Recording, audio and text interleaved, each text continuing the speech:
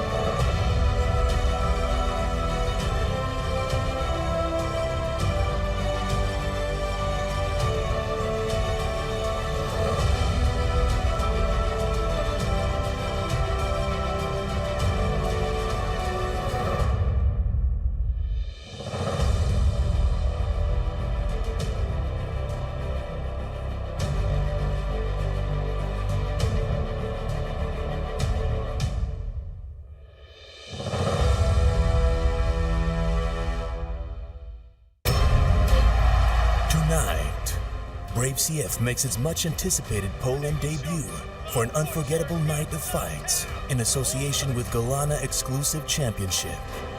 In the main event of the evening, a grudge match takes place as lightweight world champion Amin Ayoub looks to defend his title for the first time against arch-rival Ahmed Amir. Also set for Fight Night is a widely expected clash between undefeated phenom Mohamed Mokaev and top Irish fighter Blaine O'Driscoll. Tune in to witness incredible athletes from around the world in epic battles and electrifying action. Brave CF54, in association with Galana Exclusive Championship, live from Konin, Poland.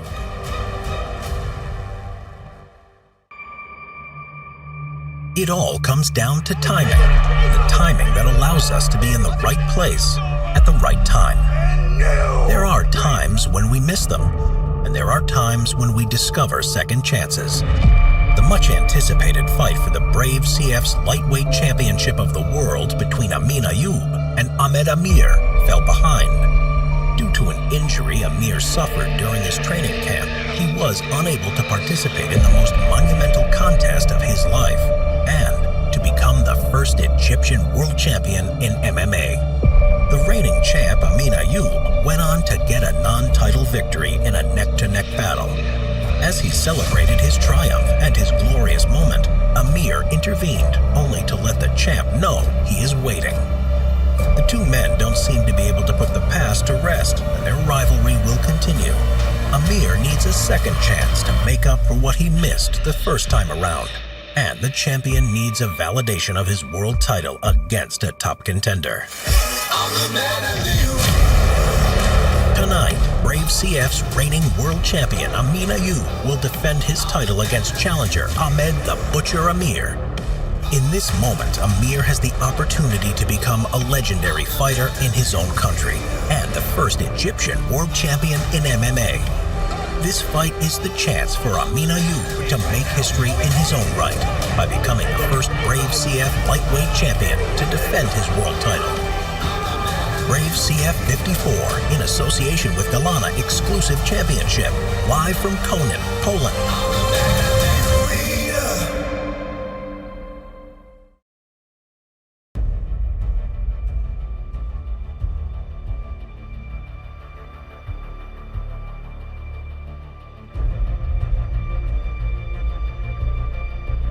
A man's vision, determination, inspired a generation.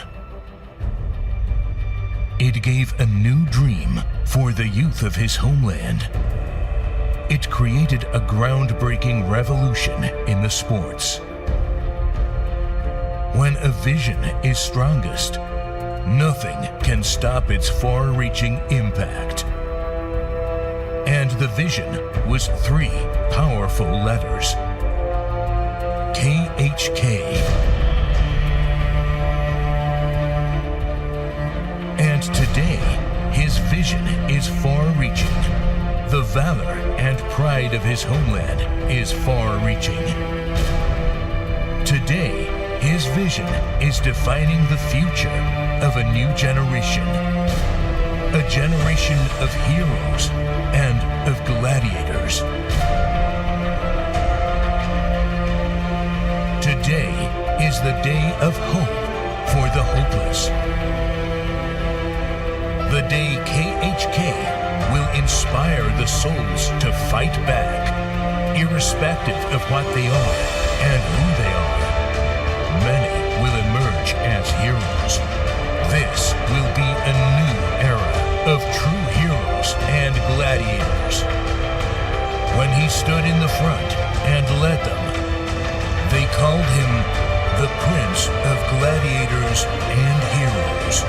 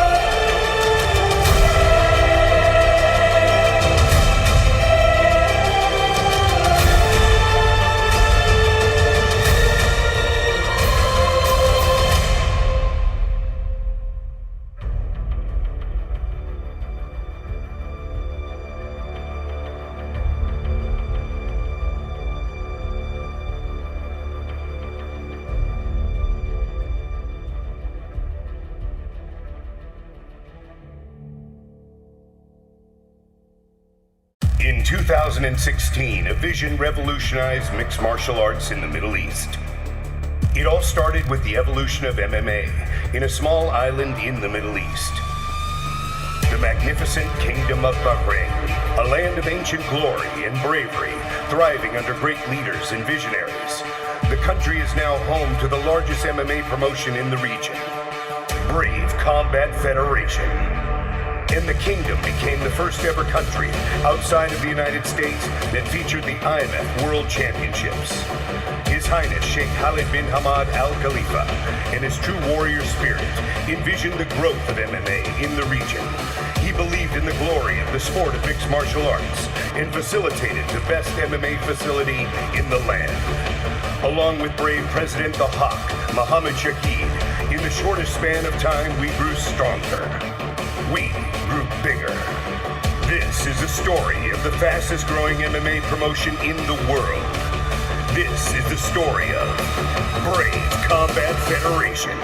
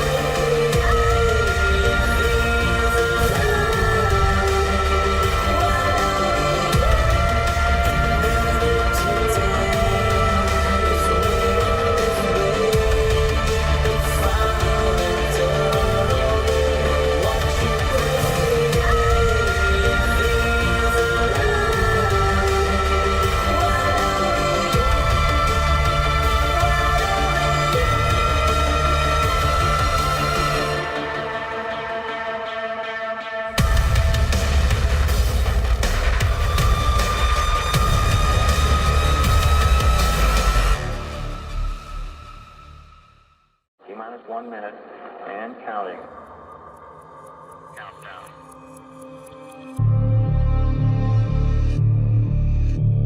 T-minus 50 seconds. As we pass the T-minus 50 second mark, the power transfer takes place. First stage, second stage, third stage. 40 seconds and counting. T-minus 37 seconds, and our count continues to go well. T-minus 30. T-minus 25 seconds and counting. T-minus 20 seconds. T-minus 20 seconds and counting. 17 seconds and counting. 15, 14, 12, 11, 10, 9, 8. Ignition sequence start. 5, 4, 3, 2, 1.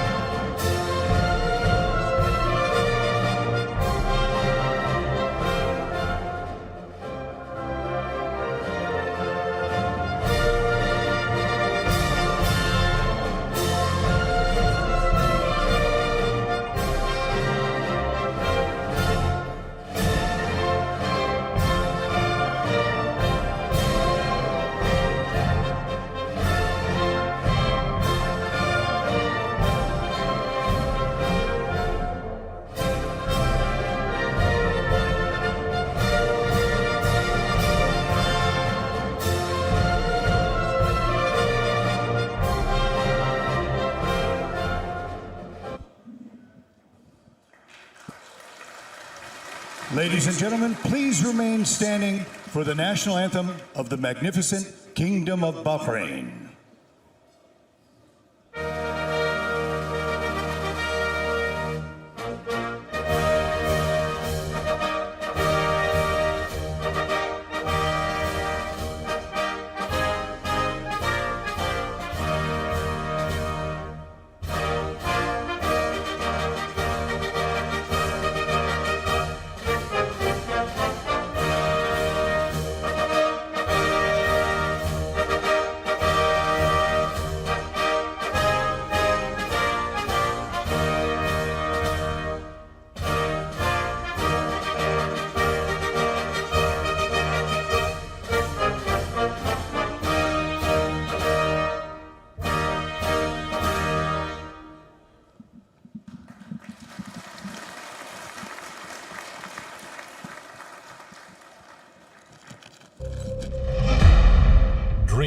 dreams are the basis for every endeavor.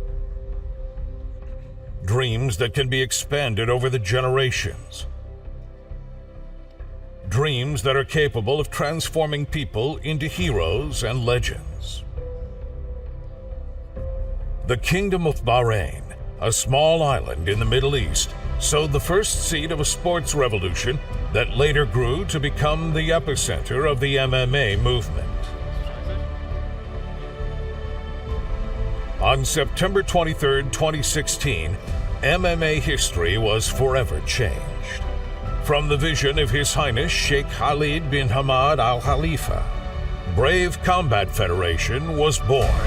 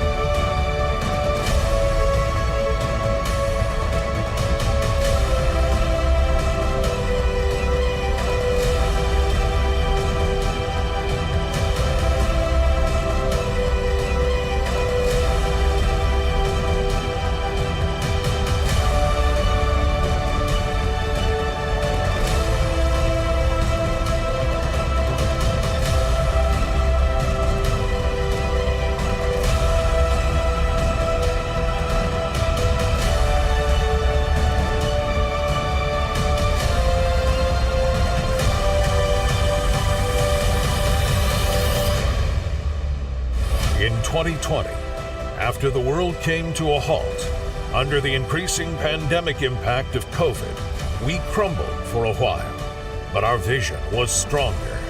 Using the highest levels of precaution, we resumed our global expansion. With 22 events in 8 countries, within 2 years we stayed true to our vision, the vision that has an impact across the globe.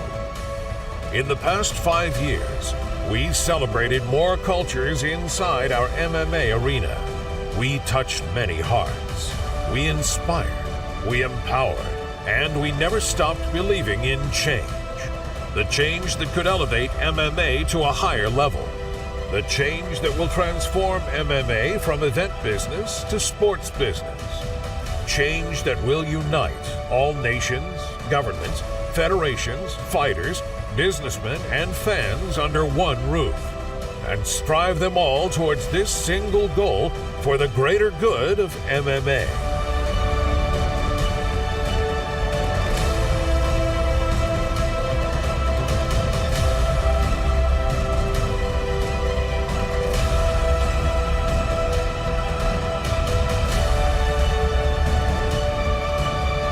We are Brave Nation. And this is Brave Combat Federation.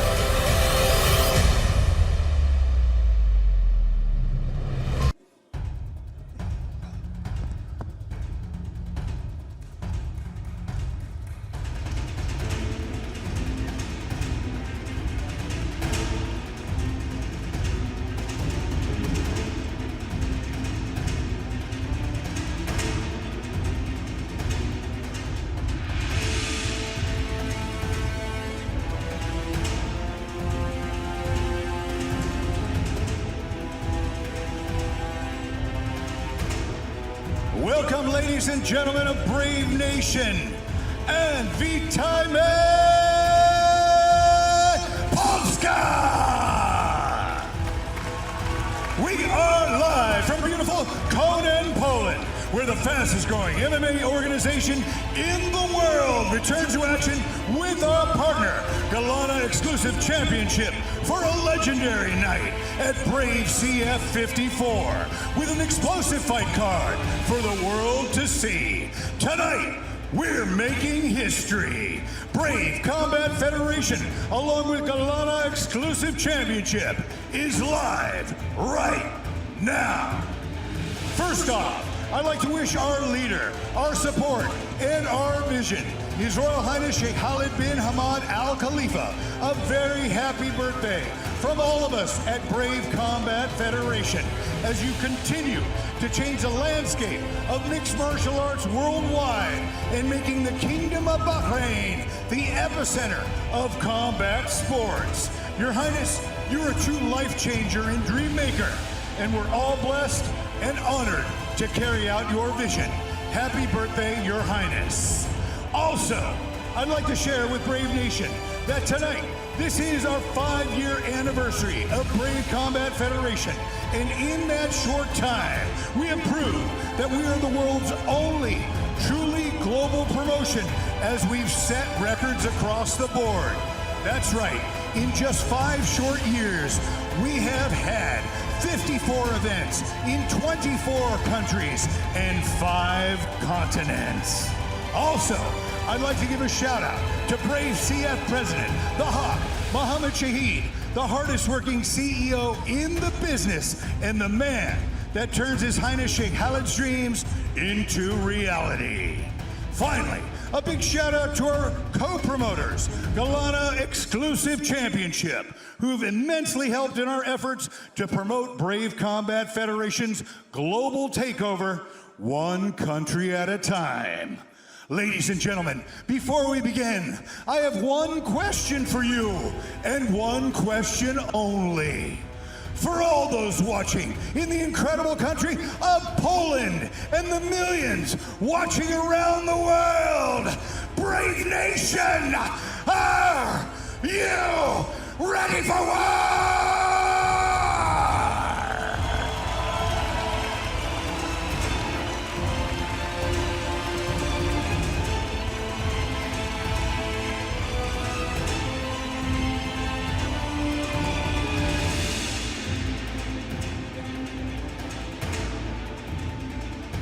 Finally, I'd like to give a huge thank you to our partner Green Hill. Thank you to the amazing city of Konin, Poland for hosting us on this historic night. Let's move on with our show as we have our first fight on tap. This bout is 3 5-minute rounds in the bantamweight division. Introducing your first warrior. Fighting out of the blue corner, this man's a mixed martial artist with a professional record of 1 win and 2 losses. He stands 180 centimeters tall and weighs a ready 61.65 kilograms. Representing Fight Academy Ireland and fighting out of Ireland, please welcome Glenn McVeigh.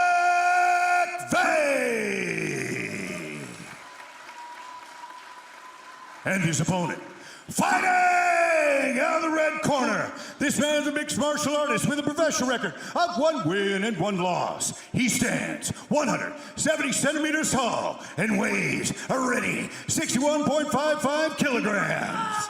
Representing All Stars Training Center and fighting out of Stockholm, Sweden, give it up for Bilal Bors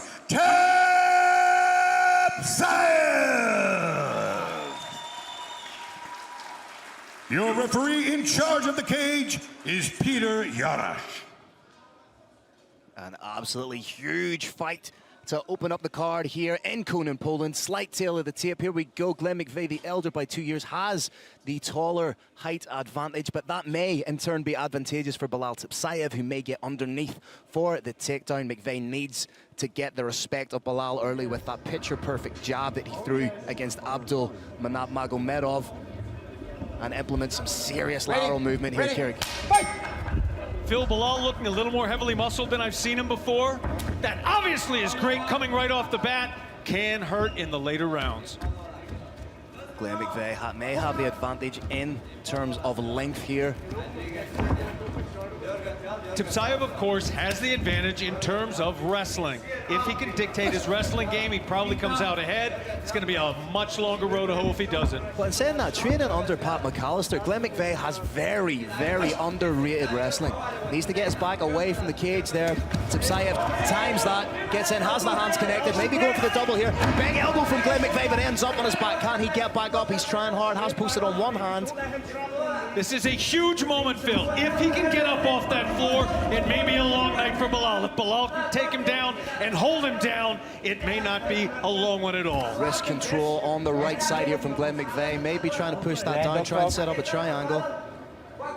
Brave Nation, the head fight that you're seeing right now is everything. It's fighting the same way that giraffes fight. The player on top is putting his head high, stops the other fighter from coming back up. Nice low hips from Belal Tipsayev. Just trying to establish the position right now. McVeigh momentarily looked like he was trying to get in for that bump sweep, but like a dog with a bone, Tipsayev is holding on and just stalling the momentum of Glenn McVeigh right now. Switching into side control, that was like a hot knife through butter. Tight guillotine, but it without the control of the legs, wasn't really a guillotine, but it did look tight.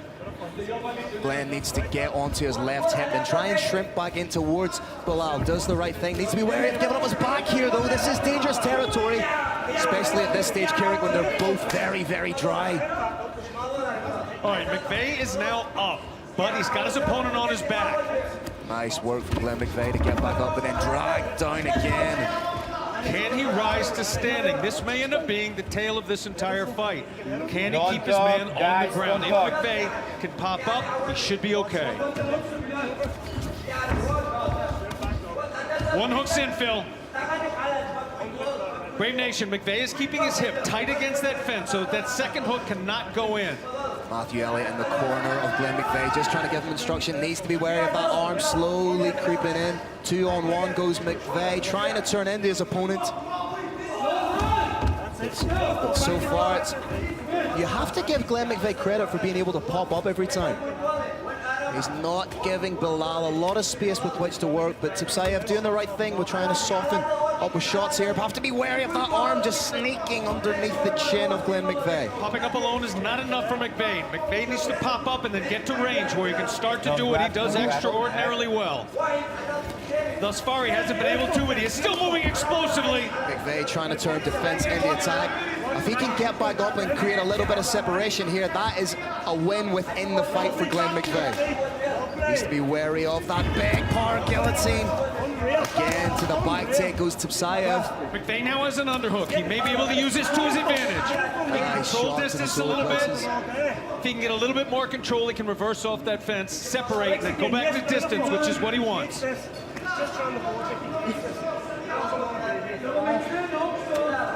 This is bound to be so draining for McVeigh, having to defend. Can't quite see if, oh, it's a big dumb takedown right into his own corner. Shades of Matt Hughes and Frank Trigg walks McVeigh all the way over. But McVeigh does a wonderful job and he's now on top in the corner of Belal Tipsayev. McVeigh's head's trapped, but I don't think it'll be for long. McVeigh just happy to sit in that anchor position and lands his own strikes right now. Feel good for Tipsayev to take the fight over to his own corner. He does have a little bit extra help now. He's got some extra eyes on the fight in addition to his own, and he can hear them. This has been a great way for Glenn McVeigh to finish the round, try and put a little bit of authority into it. Nice work with head control from Glenn McVeigh. Not a headbutt, but placing the head down. Gets a little bit of a ticking off for it. Don't grab. This is nice work from Glenn McVeigh to finish the round, Curry. This is exactly what Glenn McVeigh needed to do in order to potentially take out this round. Under the refined version of the unified rules, wrestling alone doesn't count for much. You have to do some damage. It's going to be up to the judges now to decide who they think caused more damage in that round, and the bad blood continues. Glenn McVeigh sounds very confident that he took that round. Shouted me as he walked away. It'll be interesting to see what differences or what adjustments Bilal Tipsayev has made in the fight with regards to his cardio.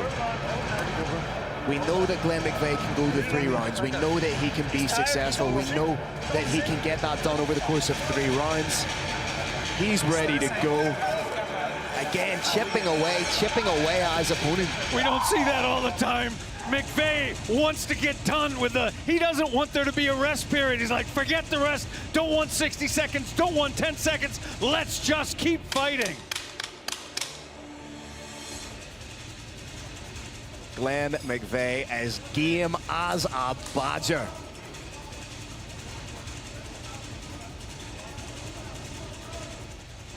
I would like to see him implement a little bit more of his striking. Jab and move, jab and move. Don't get pressured up against the cage. The referee having to act like a school teacher telling off a naughty boy there. Absolutely fantastic. Oh, big shots coming over the top from Bilal. A little bit unexpected. Bilal Tipsayev trying to land that big one-hitter quitter, and they're still talking to each other. What? Left hand landed by Bilal. That short left hook is there for him. Fingers, Glenn. That may have taken the steam out of Glenn McVeigh just to start that round a little bit. Bilal Tipsayev showing that he also has hands. Nice kick to the body. Big flare double from Bilal Tipsayev. Brave Nation, you will not see a more beautiful double leg than that with a flare. Absolutely unbelievable. I give that a 10. And it was so smart. What he did was he baited Glenn into the striking exchange. Glenn planted his feet and left himself prone for the big takedown. Phenomenal anti-wrestling by Glenn McVeigh. He's managed to get to his knees already. Oh, and Glenn turns the fence into attack. This is beautiful. There's potential here for a Von Flue choke if Glenn's aware of it. Watch out. Yeah. The Von Flue choke is there if Glenn McVeigh is wise to it. He's landing those little pot shot elbows. Brave Nation, those little elbows are called push elbows. You place your hand on the person's head. If you don't feel any pressure, you push the head farther away. When you feel the pressure back, you put an elbow where your hand was. It's a short, nasty little shot. Bilal Tipsayev has done the right thing by letting go of the neck, but right now Glenn McVeigh's in the dominant position, crashing down those razor-sharp elbows. Glenn McVeigh's going to be looking for a crucifix here. He's going to be looking to take that near arm and trap it between his knees in any of several different ways. Another nice shot from Glenn McVeigh. Bilal explodes out, but needs to be wary of the guillotine. Oh, just popped out. Could that be a telling mistake from Glenn McVeigh? He now finds himself locked underneath the arms. Bill, what absolutely fantastic back and forth action. This is an incredible fight and a big takedown from Glenn For McVeigh. Glenn McVeigh, no one predicted that. Don't do it, that. I am loving this fight, loving everything about it. McVeigh again in the dominant position. Needs to use that hand to free him off. Use that hand to free him off the face and then smash down with the elbow. There it is. Nice work, Glenn McVeigh.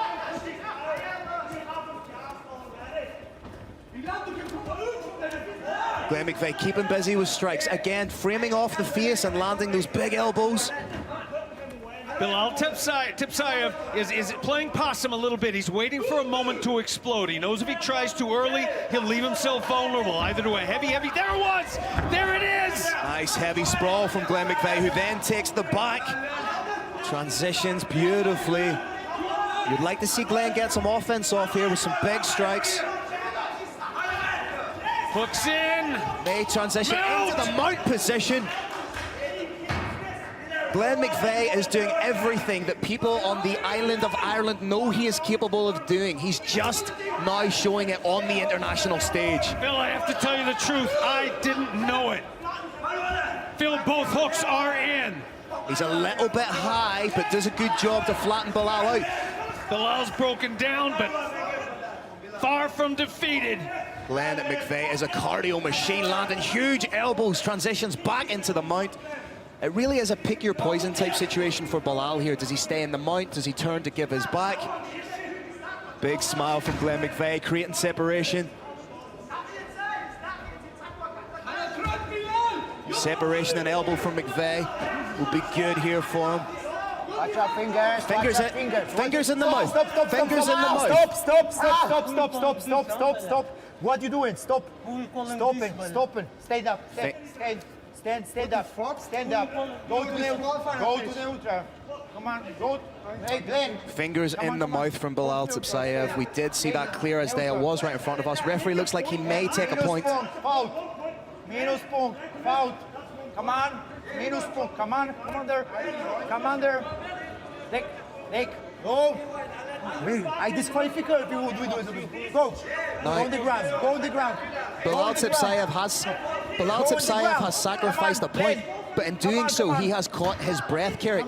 Is this incredible gamesmanship from Bilal? It's a risky tactic. Phil, I don't believe that he did it in order to gain time. I don't think he was exhausted yet. I think it's just a little bit of that war by other means that I was discussing earlier. These Caucasus fighters are here to fight. Stop. Go to the corners. Round 2 ends. Glenn McVeigh is an absolute master of psychological warfare. But let's dive into the mathematics of it now, Carrick. So potentially, that would have been a 10-9 round for Glenn McVeigh. Are we looking at a 10-8 round with that point deduction? That is a 10-8 round with that point deduction. Yes, you're absolutely correct. The first round, I simply don't know who won. I personally would have given it to Boers, but I can see a good argument based on damage for the other way. Brave Nation, I cannot tell you what the score is right now, unfortunately. So we're looking at potentially the first round. Again, we're not judges. This is just us being theoretical. But you're looking at potentially a 10-9 round in the first for Tipsayev and a 10-8 in the second for Glenn McVeigh. Referee is bringing order here. He's telling both sides to shape up a little bit. No more putting your fingers in your opponent's mouth. No more trash talking in the middle of the fight. Phil, this is an extraordinary opening fight. Can't believe how great this fight is. And we're about to have our third round. Corners. Sit down. Shamat, sit down. Time. Ready. Fight. Glenn McVeigh and Bilal Tipsayev, third and final round. Both these guys are fired up. Both these guys have been talking. And the gamesmanship from both men has been absolutely fantastic during fight week. Before that, and Glenn McVeigh has, big shot over the top from Bilal. McVeigh needs to get his back away from the cage. I've said it before and I'll say it again. Glenn McVeigh is the MMA equivalent of Marmite. You either love it or hate it. I love watching this guy. Phil, I love every fighter who's brave enough to step into this cage. McVeigh's output has slowed just a little bit. I think both these fighters are feeling the effects of 2 phenomenal rounds. Bilal Tipsayev trying to go to the body. Tipsayev likely to keep throwing at least a couple more shots. I like that Until he sees the opportunity to get in on those hips, try and take it down to the ground. I like that McVeigh keeps his jab hand a little bit low, constantly switches his stances, keeps the hands out of the peripheral vision of his opponent, but he needs to get on his bike, he needs to keep moving. Bilal may be trying again to beat Glenn McVeigh into that striking exchange, duck underneath and score the takedown. He may also be trying to get him to throw a telegraph shot from far on the outside that he believes he can slip and counter. Thus far, his shots that have landed clearly. That one didn't land particularly cleanly, but it landed against an opponent moving away. Timing is everything in this sport. If you can catch a man coming in, even a half-power shot can put him out. McVeigh getting closer and closer with those legs, but again, over the top comes Boers.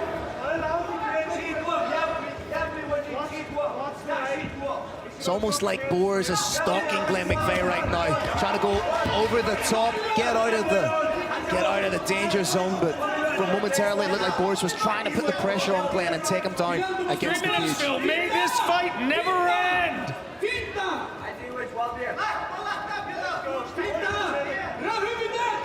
Glenn keeping Bilal guessing with that movement, and again he's getting closer and closer with that head kick. Boers trying to get into the body.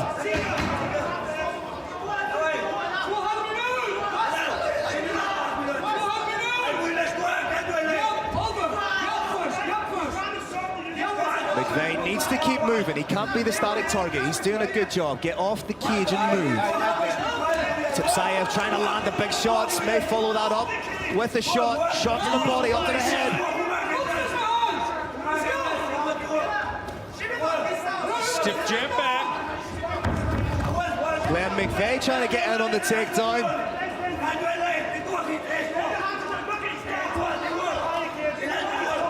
Glenn McVeigh is the definition of fearless in there. He will fight all comers. Again, it seems the heavier shots have been landed by Tipsayev, or thrown by Tipsayev, so to speak, but the greater frequency seems to be thrown by McVeigh. He needs to keep moving. 90 seconds to go. Phil, what you're talking about is effective versus efficient punches. The effective ones are more important. The efficient ones that land over and over without doing a lot of impact don't count particularly heavily in the judges' scorecards.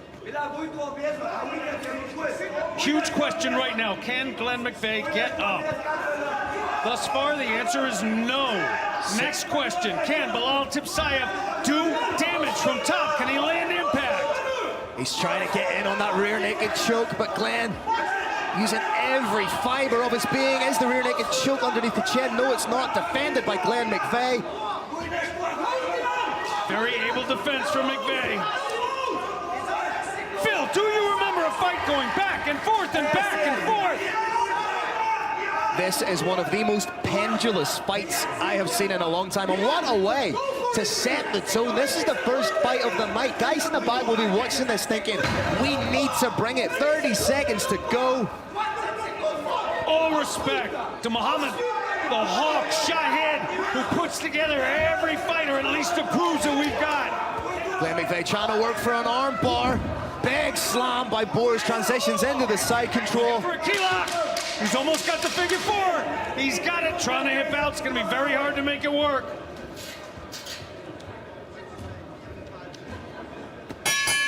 What a fight, ladies and gentlemen. The opening fight of Brave Combat Federation 54. Carrick, herein lies the dilemma. First round, potentially 10-9 to Boers. Second round, 10-8 to McVeigh. Could the takedown in the latter stages of the third and final round have secured it for Boers? You may be looking at a draw here. What happens if we go to a draw? This fight was so awesome. I am praying for a draw. I want a draw so I can see these two fight again. I would watch them fight 9 times in a row tonight. There is potentially a draw or a split draw on this card. It's mathematically possible. Scorecards being tabulated as we speak. Regardless, I'm going to grab a word with the winner. I'm going to grab a word if it's a draw. I'm going to grab a word with both combatants. I do not know. Carrick, I am going to go inside the cage and grab a word with one of these men, or potentially both these men. We don't know. Brave Nation, that was absolutely, positively one of the greatest opening fight that we have had in Brave Combat Federation history. All my respect to both these warriors, to Belal Boris Tipsayev and Glenn Big Buck McVeigh. Right now, Brave Nation, we've got officials. They're tabulating the score, adding up the numbers. Once those numbers are complete, they're going to be handed over to the Roaring Lion of Brave, Carlos Kramer. He will enter the Brave Combat Federation cage, interview the winner if there's, excuse me, he's going to enter the Brave Combat Federation cage, announce the winner, and then Phil Campbell will talk to the winner. And if there's two winners, if this is a draw, I consider them both winners. If there's two winners, we're going to have interviews with both of them.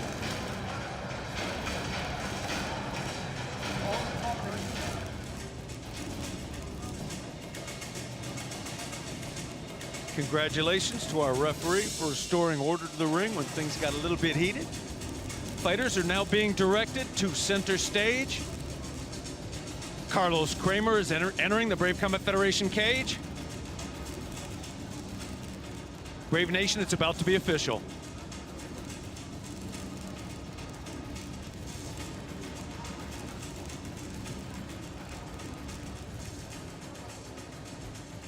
All right, ladies and gentlemen of Brave Nation, what a way to start our historic night. Give it up for both of these warriors inside the cage. After 3 rounds, we go to the judges' scorecards. Your first judge scores about 28-28. Your next judge scores about 28-28. And your third judge scores about 28-28. Ladies and gentlemen, we have a draw. Brave Nation, I don't believe in my entire career I have been this happy with a draw.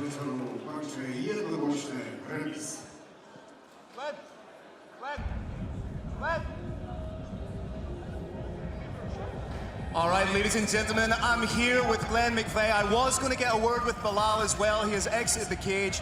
Glenn, do you feel that was a fair result? Not at all. I won the fight easy. Beat the fuck out of him. On the ground, elbowed his face. 10-8, he was grabbing my mouth like a bitch. No fucking way.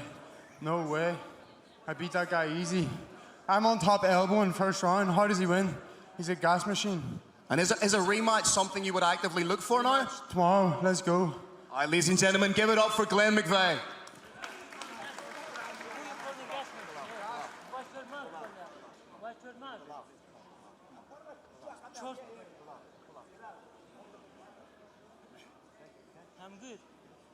All right, ladies and gentlemen, I'm here with Bilal Tsipsayev. Bilal, what was going through your head when the scorecards were being announced? Do you think that was a fair result? I think I won the fight. We got the draft only because the referee took 1 point from me. Otherwise, I was winning the fight. And why did the referee take the point off? What was going on with the fingers in the mouth? Because this idiot, he was talking too much, you know. He was talking too much bad stuff about me. And I don't tolerate that shit. I don't care if it's a fight or not. He gonna watch for his mouth, you know. He should think a little bit better what he say. Is a rematch something that you would be actively looking for after the result being a draw? I can take 10 revanche with him. I can smash him 10 times. I can smash him right now outside. If I find him, I will smash him. Ladies and gentlemen, give it up for both fighters, Bilal Tsipsayev and Glenn McVeigh.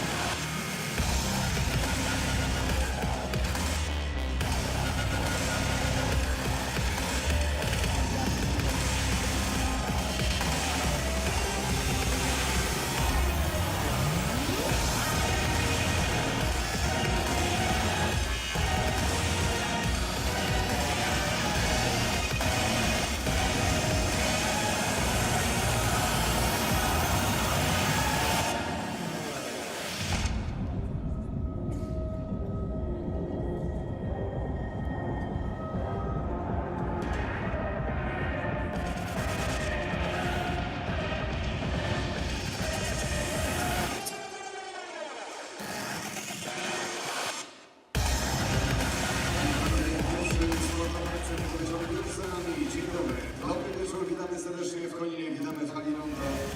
Przed nami kolejne odsłony 54. gali Brave Combat Federation.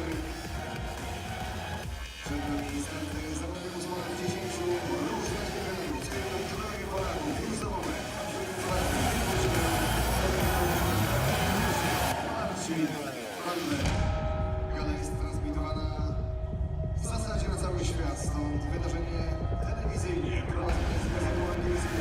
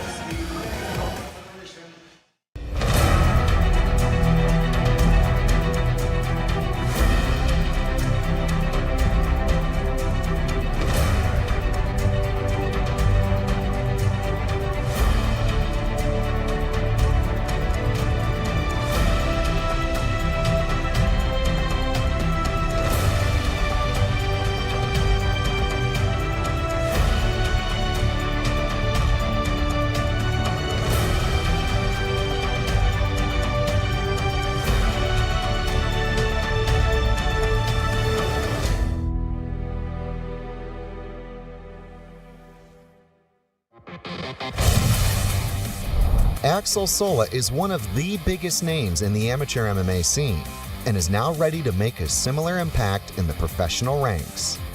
He will look to get his second Brave CF win when he takes on Poland's own Wawrzyniec Bartnik, who is eager to increase his winning streak to 7 victories.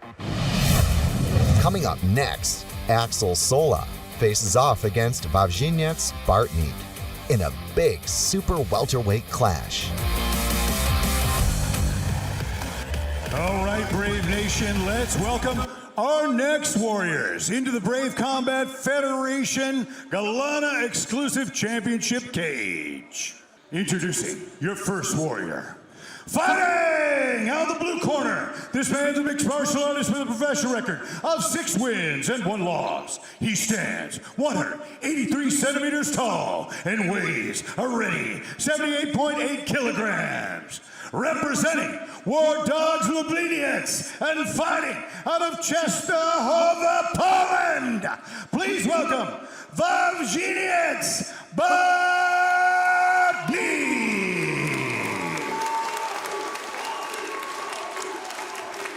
And his opponent, fighting out of the red corner, this man's a mixed martial artist with a professional record of 1 win and no losses. He stands 185 centimeters tall and weighs a ready 79.3 kilograms. Representing KHK, Team Bahrain and Boxing Squad, and fighting out of Nice, France, give it up for Axel Sola! Your referee is Thomas Bronder. Thomas Bronder, your man in the middle, draws the assignment. Sola versus Bartnik. Tail of the tape, you see, a little bit older is Bartnik, a little bit taller is Axel Sola. Bartnik is your quintessential Polish brawler. He loves to get in there. He loves, as you say, to turn a fight into a dogfight. And as yet, we don't know how Axel will respond to that type of a fight. The way to shut down a dogfight, Phil, is with distance management. It's the biggest hidden side of mixed martial arts, the one you can't see, and what you're seeing there is a good way to do it. Throw kicks off the lead leg, off the back leg, keeping your opponent at the distance you want, where you can point, pick point, shot it from the outside, little exchange. Wide stance from Axel Sola, almost in anticipation of the takedown from Bartnik. Nice 1-2, but then eats a big straight for his troubles.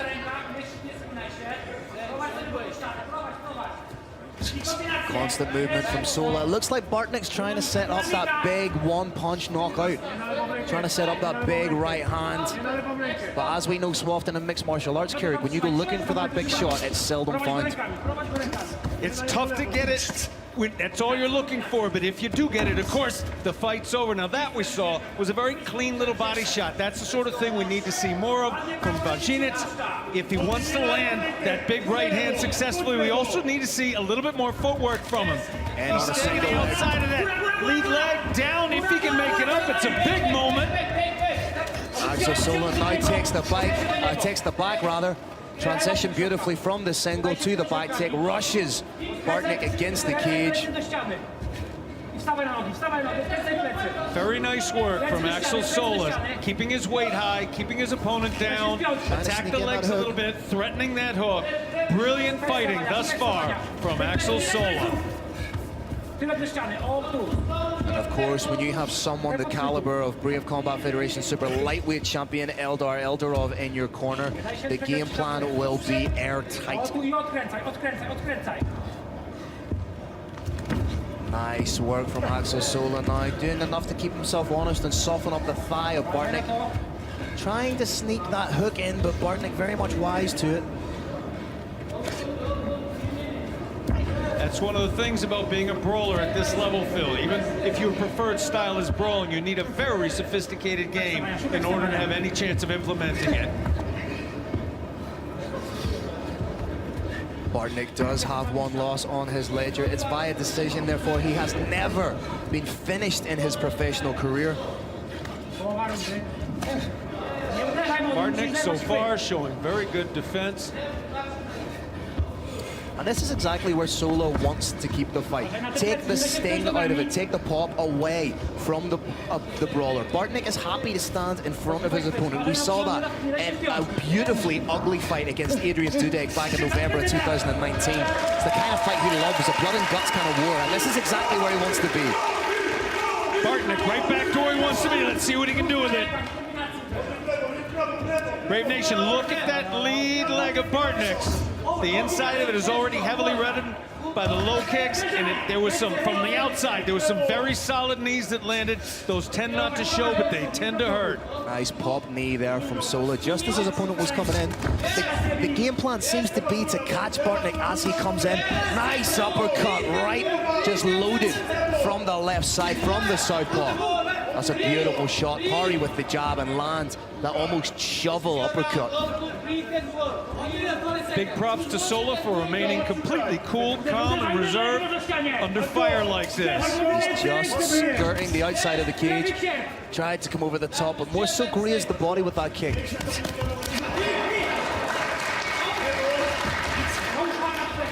Sola needs to be wary of not being dragged into that firefight, that dogfight we were talking about, Kieran. Fires in that leg kick beautifully. Showing signs that he's been refining the striking. Brave Nation, if Bartnik switches sides, if he goes and puts that right side forward, it'll be a telling moment in this fight. Yeah, that's a telltale sign that the legs hurt, isn't it? Enjoying the movement from Sola, constantly moving. In on that single, trying to run the pipe on it. Nice defense and dirty boxing from Bartnik. Dirty boxing, dirty knees. 30 seconds to go in the opening round of the second bout here at Brave Combat Federation 54 in association with Galana Exclusive Championship, live from Konin, Poland.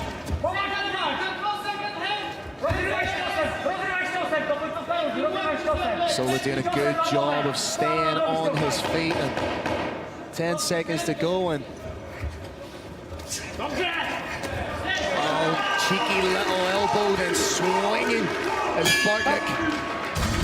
Fantastic first round of the second fight.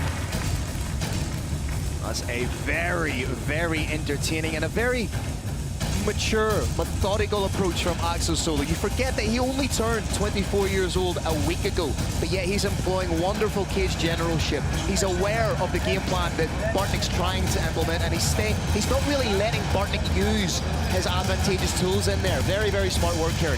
Props as well to Vajnitz Bartnik. He absolutely is showing a great deal of skill out there. We are referring to him, quite rightly, as a man who loves to brawl, as a man who loves to be in a dogfight, but he's showing very, very careful skills out there.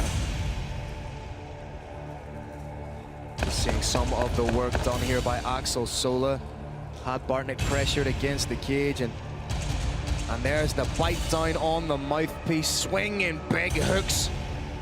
Bartnik that we all know and love from his time on the Polish regional scene.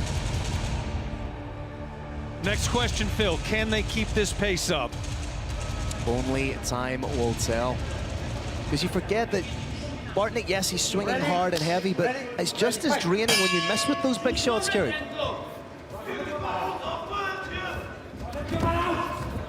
Sola trying to get in on that single. May switch to a high crotch or a double. Needs to turn the corner on that. Nice work to transition, almost in midair from Axel Sola. Bartnik doing everything he can to post and get back up, which he does. Shades of the first round here. Expect to see Axel Sola crash in some big knees to the thigh here. There it is. Brave Nation, on an average, on a statistical basis, the highest percentage time to get your back taken is right here as you're rising up off the floor. It's a very, very crucial moment in this sport, and it has to be done exactly right, or your back's fully taken and it's over. Nice work from Axel Sola to get that hook in. And he's not in any rush, he's just going about his work. Bartnik again is able to get that hook out and away.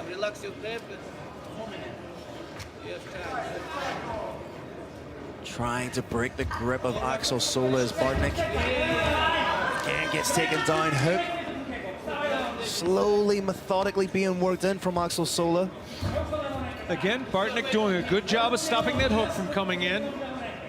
Even at one point in the last round, stopped the near knee from coming down, but that far knee is impossible to stop. He's got at some point to escape from this position, or those knees driving into the thigh will end the fight for him. But at the moment, all he's really doing is defending. He needs to mount some sort of offense if he has to find, or wants to find a way back into this fight. Again, trying to break the grip. You may see him, I thought he was going to attempt a forward roll there, but partisan crowd firmly backing their compatriot here, Bartnik. Oh, Bartnik's got that whizzer. If he can turn in just a little bit more, get up to standing, he may be able to use that to reverse the situation. Bailed on the overhook. Looking for a switch now. Got need for his trouble. And it's such intelligent work from young Axel Sola. Forcing his opponent to carry his weight. He's not forcing any of the action. If an opportunity presents itself to get the hook in, he'll get it in. But right now, he doesn't need to take any unnecessary risks against a very, very dangerous guy in Vojny Zvatnik. Sola absolutely delivering a painful rain of punishment down. There's some chance it's not going to be quite enough for the referee. My opinion, though, it's significant enough, frequent enough. He's going to be able to keep trying it, and that's what he really wants, is that hook. Once again, Bartnik denies that hook, but he's unable to get out of this truly miserable situation. And it is just horribly draining work, methodical, constant pressure being absorbed here by Bartnik. Great Nation, it sometimes happens, and on television, you cannot tell the impact of a shot. Phil and I are right here. We're about 2.5 meters away from the action, and when those knees land, they thud. These are big, big shots.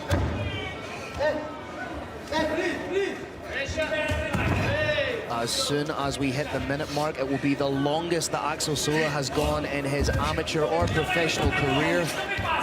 Nice work from Bartnik, trying to get back to his feet, does so. This is exactly where he wants to fight. Partisan crowd here in Konin, Poland, absolutely loving the fact Bartnik got back to his feet. Now he's in on a single. Let's see what the submission defense is like of Axel Sola coming from KHK Team Bahrain. I'm sure it's going to be up to par.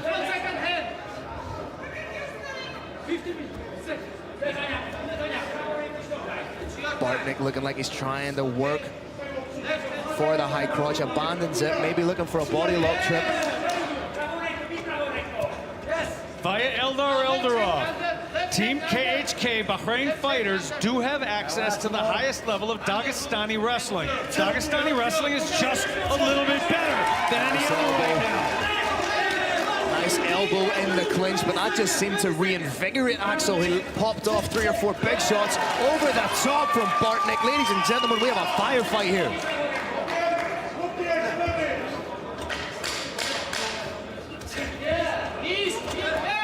Nice short elbow landed there from Axel Sola. Here's the dogfight. Vojnic's wanted. Round ends. Bartnik's face, his body, his posture is showing the effects of all of that punishment down on the ground, all that having to carry his opponent's weight. Yeah, his legs are bound to be like lead at the minute with the amount of knees that were landed right into the meat of the thigh. Interestingly, it'll be interesting to see if Axel Sola, because he was almost getting drawn into a little bit of that war, that dogfight mentality at the end of the second round. As we've said ad nauseum, that's not what you want to do against Bartnik.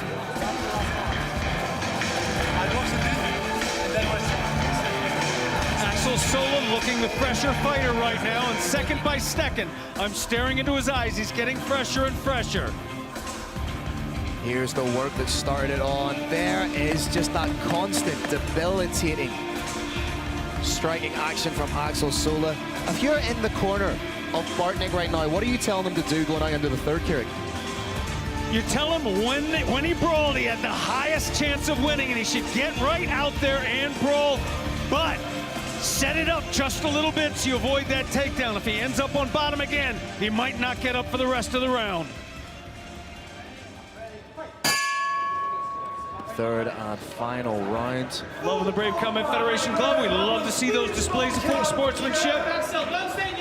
Bartnick needs to throw maybe just 1 or 2 low kicks. Take his opponent's attention off those hands before trying to let the hands go 100%. And good movement from Axel Sola. He's trying to use his movement to beat Bartnick into that big left hand. Trying to cut the cage off, lateral movement. Beautiful display here of distance management, using circular footwork, long-range strikes to keep your opponent where you want. You're out of danger, your opponent isn't.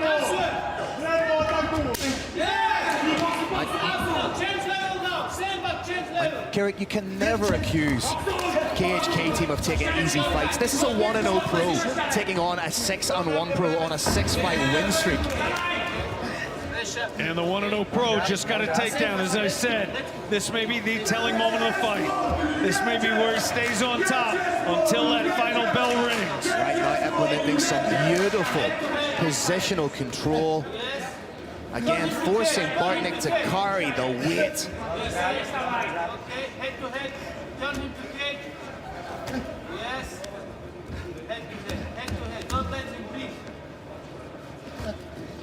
Heavy, heavy control.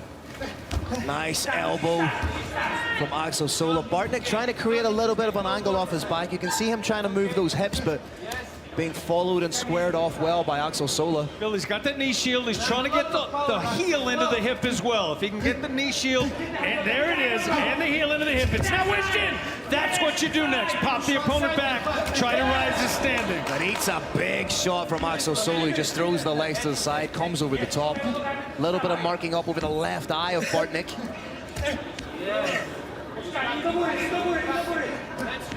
And again, just such a mature performance from young Axel Sola. Happy to sit inside the guard, shift the hips and land his strikes.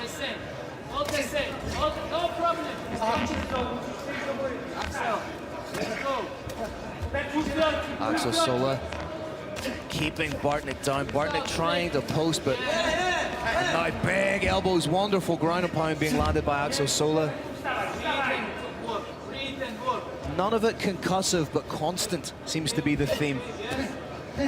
It's actually a very smart strategy from here, Phil. If he posts way back and tries to throw those huge shots, his opponent can pop up like you saw right there. It's almost as if he heard you and said, no, I can throw the big shots too, but this is a sport where the difference of less than 1 single inch is everything. You have to give Bartnick credit for not getting, like, guys in that position would try and look for a knife, would give up the hook, would maybe try and give up the choke, but he's constantly fighting. He's going to try and be in this fight to the very, very end, Kurt. You cannot take the dog out of the fight. Again, big knees to the point of the thigh from Axel Sola. 90 seconds to go on what's been a very, very mature performance so far from Axel Sola. Intelligent, workmanlike, you name it. Showing many, many strings to his mixed martial arts arsenal.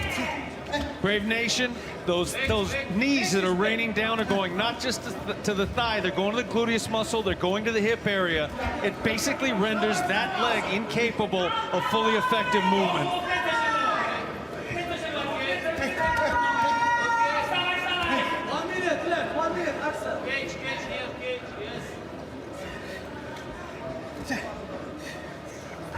Bartnick still trying to land shots, and again Axel Sola showing fantastic heart. Like, the work rate he's been able to maintain over the course of these 3 rounds has been fantastic. Still landing heavy shots with 30 seconds left to go. 30 seconds now, Brave Nation. An exasperated exhalation of breath there from Bartnick.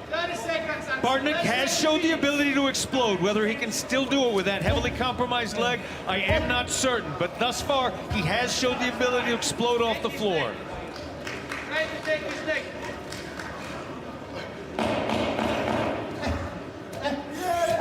looks almost inevitable now that Axel Sola, for the first time in his professional career, is going to the judges, finishing with a flurry. Oh, round ends. Huge respect to both of these fighters.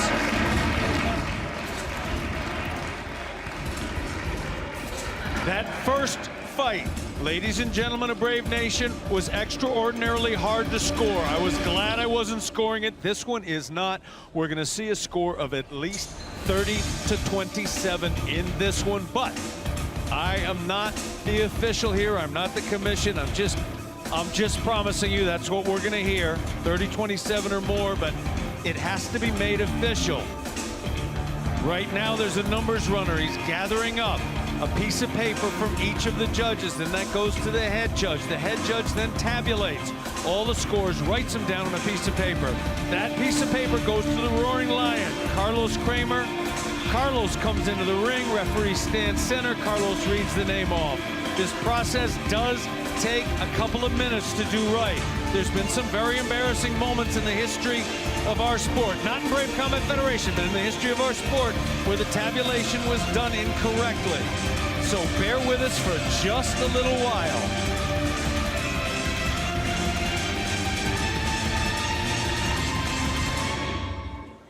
I'm going to use these little moments that we have to extend my most profound thanks to Pyotr Korotkowski. He is the mayor of the city of Konin. The kindness that is extended to us is profoundly appreciated. Thank you, Mr. Mayor.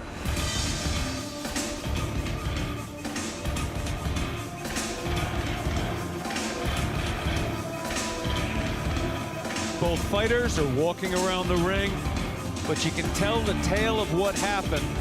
It's written on their bodies, it's written on their faces. On one side, you can see determined victory, and on the other side, tough as nails defeat. Carlos Kramer's gonna make it real. All right, Brave Nation, what an amazing bout we had once again inside the Brave CF cage.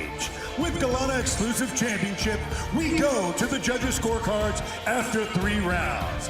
All 3 judges score the bout 30-27 for your unanimous decision victory. For your fighter, out of the red corner, from KHK Team Bahrain, Axel Sola!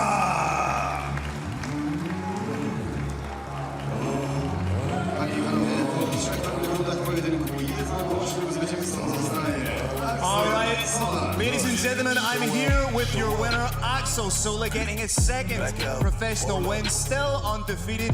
Give me your thoughts on the fight. Did that unfold the way you wanted it to? First of all, I want to thank designers Sheikh Khalid for making Brave, allowing the fighter to move forward in their career, to make money for the family. Thank you so much. Of course, doing this with all the Brave staff, who's doing an amazing job this week. So thank you guys. Secondly, I need to thank Mr. Philippe Zepter and the Zepter company for supporting me. I want to thank also the ville de Nice, city town of Nice in South France, where I come from. They're supporting me. By the way, if you're coming by this city, don't forget to pass by the beautiful gym of Maccabi and not subscribe. Now, Bartnik is renowned for being a brawler. He loves to get into a dogfight. You showed intelligence by implementing your wrestling and wearing him down. Was that the game plan? The game plan was to stay more technical than him because he's a brawling fighter, you know. I used to train a lot in KHK. They're all good everywhere, but especially in wrestling, so I'm in this kind of situation. By the way, for this training camp, I didn't make it to KHK because of the COVID situation.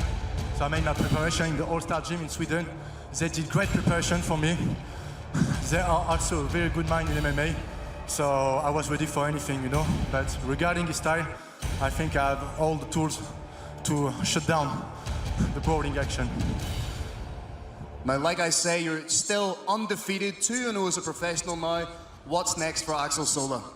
So I was thinking about getting down to super lightweight because, you know, I don't cut weight to make super welterweight. I eat burger the week of fight week. So we'll see. Maybe I will stay super welterweight for more fight because I need way more experience to get a better fighter. I will check with Coach Edar what is best option. and we go forward. For now, I need just to fight, and just enough to become very good. Well, congratulations on a fantastic performance, and we look forward to seeing you again. Ladies and gentlemen. I want to thank also my opponent, Mr. Bartnik. We need to be two to make us fight, and I'm sure I will be back to put on a show for the fan. Thank you, guys. Ladies and gentlemen, your winner, Axel Sola!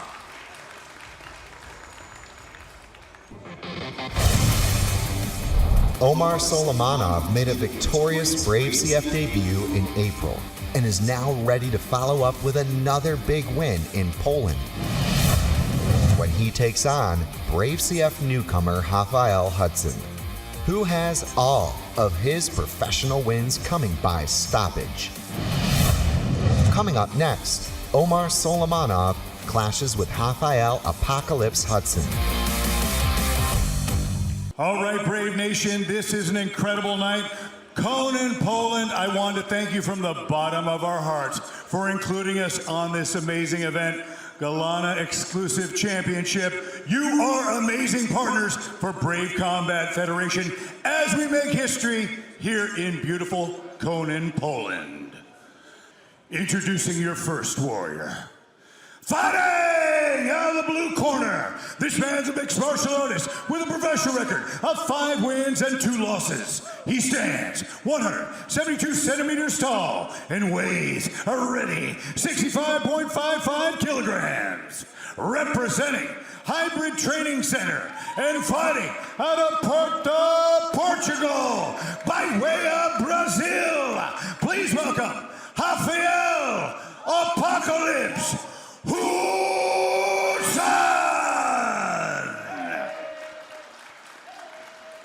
And his opponent, fighting out of the red corner.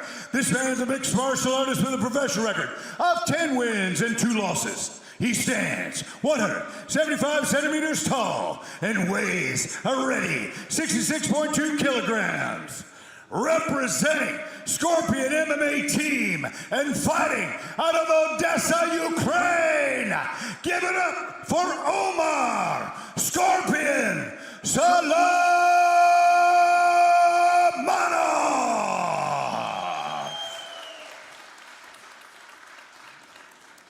Your referee is Peter Yarash.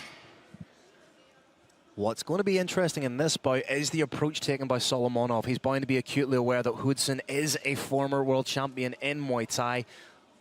You can see the height advantage ever so slightly goes to Omar Solomonov, but again, how he starts this fight will be definitive, will be exemplary of how the fight will progress. Starts with a glove touch once again, beautiful sportsmanship, and then Solomonov is on a tear. Solomonov unafraid to stand. Well, if you are coming off 8 wins via KO or TKO, you're going to be confident in your hands. That lone submission win coming via first round heel hook back in September of 2018. So he may just have that in his arsenal. If plan A, B, C, and D doesn't work, may go to plan heel. Brave Nation, Muay Thai, as it is practiced in Thailand, typically, characteristically, has just a feeling out in the first round. Not too much goes on. I do think that what we may be seeing here is Solomonov taking advantage of somebody who's used to starting a little bit slower. Trying to go for the trip takedown to Solomonov. Gets it, lands beautifully into side control. The BJJ brown belt Hudson does well to reclaim half guard. But again, this is a good position for Solomonov. If he can solidify this position and land some nasty ground and pound. There's elbows here. Coming. Needs to just be aware of the hips of Hudson. The former Muay Thai world champion does have 3 wins via submission, an arm triangle, a Bravo choke, and an anaconda choke, so likes to get a hold of the neck. Although his last win via submission came in April 2017. Nice work from Solomonov, switching between side control and scarf, trying to sync up a crucifix position. Knee on belly, may slide through into the mount. Beautiful regard from Hudson. It's not the end just yet for Apocalypse. That's wordplay, Carrick. Nice work to slide through into mount again. Grapevines the legs. Beautiful positional control here from Solomonov. Solomonov's feet went from being crossed, went from grapevining, now they're floating. Beautiful regard again. Hudson doing a great job at getting those butterfly hooks in. Ladies and gentlemen, Brave Nation, Hudson does not, this is not where he wants to be. He wants to be standing, throwing head kicks. Heavy sprawl here. Needs to be wary of the potential Bravo or Anaconda choke here from Solomonov. Looks like he may be trying to slowly cinch up an Anaconda choke. If he slides that arm right through and the hand goes underneath the armpit of Hudson, abandons it and is happy just to continue that positional dominance that we've been seeing. Hudson, very smart. Brown belt in jiu-jitsu. He felt that potentially coming and he kept his eyes looking forward. If you look down, boop, fight's over. Look straight forward, you're okay, but big shot from Solomonov. Shot from top.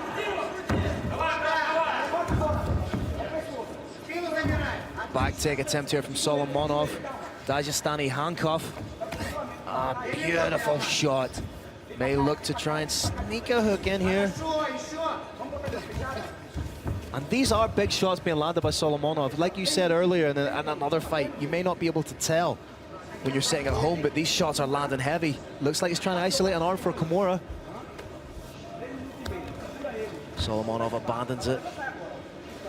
And he's just relentless.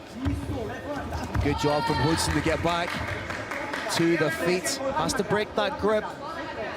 If those hands come apart, it is a huge moment for him. It means he's finally up where he wants to be. Head arm triangle attempt here from Solomonov. What a feather in his cap that would be. Good defense from Hudson.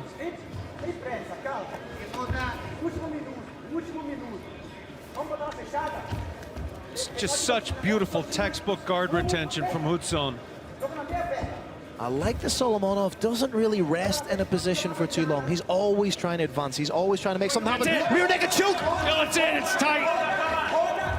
Oh, momentarily, that looked like it was tight. That did look like it was underneath the chin. Solomonov not resting on it whatsoever. Big takedown. And another stand-up from Hudson. Little bit of frustration creeping into the face of Hudson here.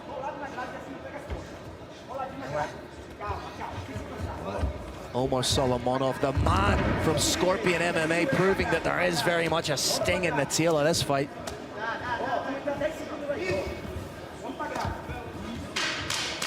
Almost like he's trying to punch his way through into that rear naked choke, Keurig. I'm very impressed as well by Solomonov's. It's not a tight waist, it's a loose waist, but it's very effective for him.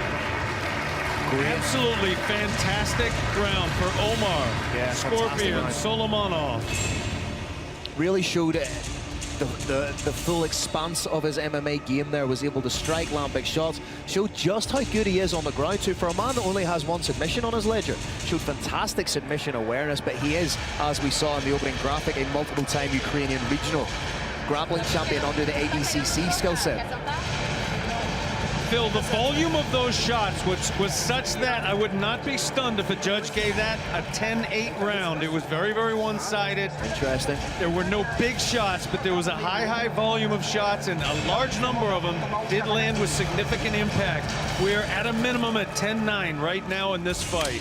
Solomonov is bound to be high on confidence. He hasn't lost since May of 2014.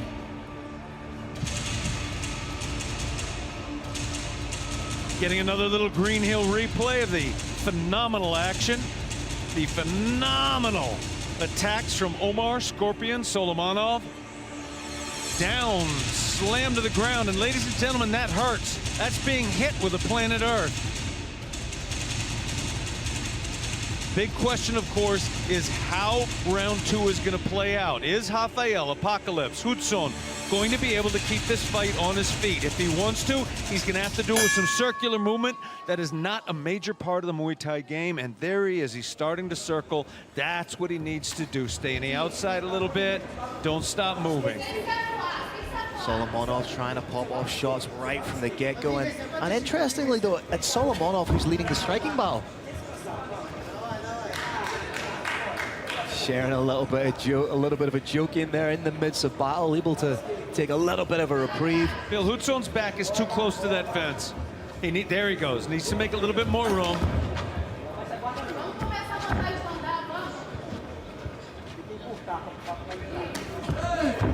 Putting absolutely everything into those shots of Solomonov. That second one would have been a fight ender, Phil.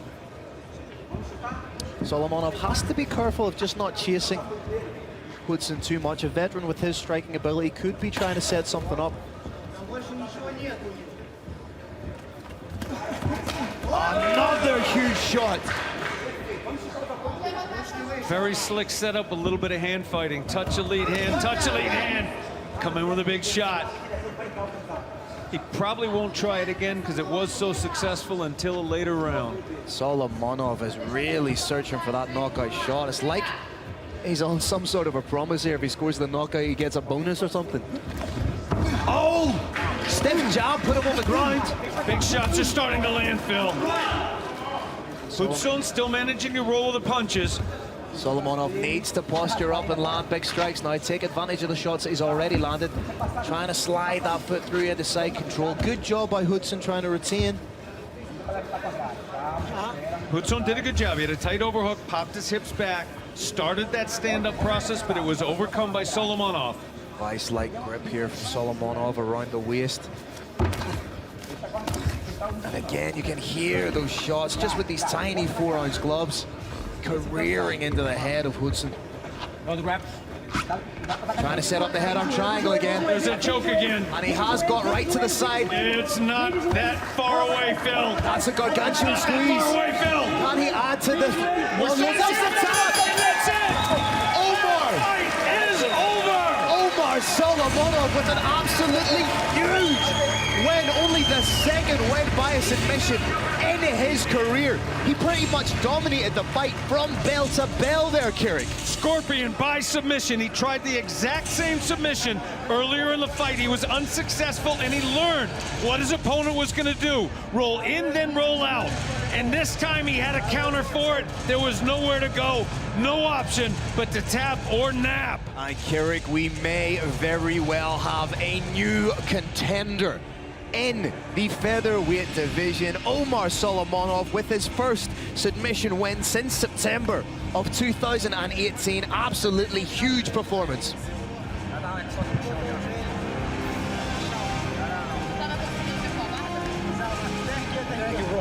The two fighters embrace in the ring. This is what Brave Combat Federation is all about. Maybe you're enemies before the fight.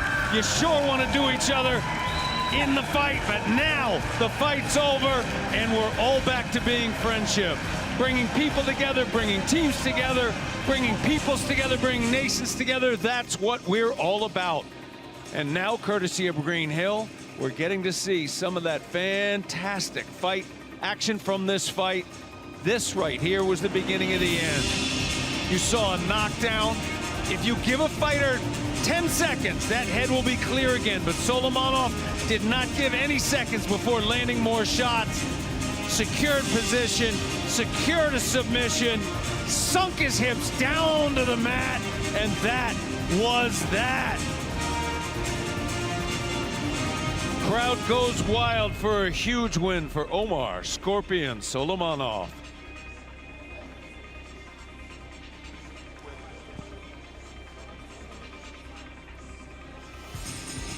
Brave Nation, we're seconds away from it being official. All right, Brave Nation, another incredible war inside the Brave CF cage tonight. This one comes to an end at 2 minutes and 12 seconds of the second round. Your winner by head-on triangle, Omar Scorpion Solomonov!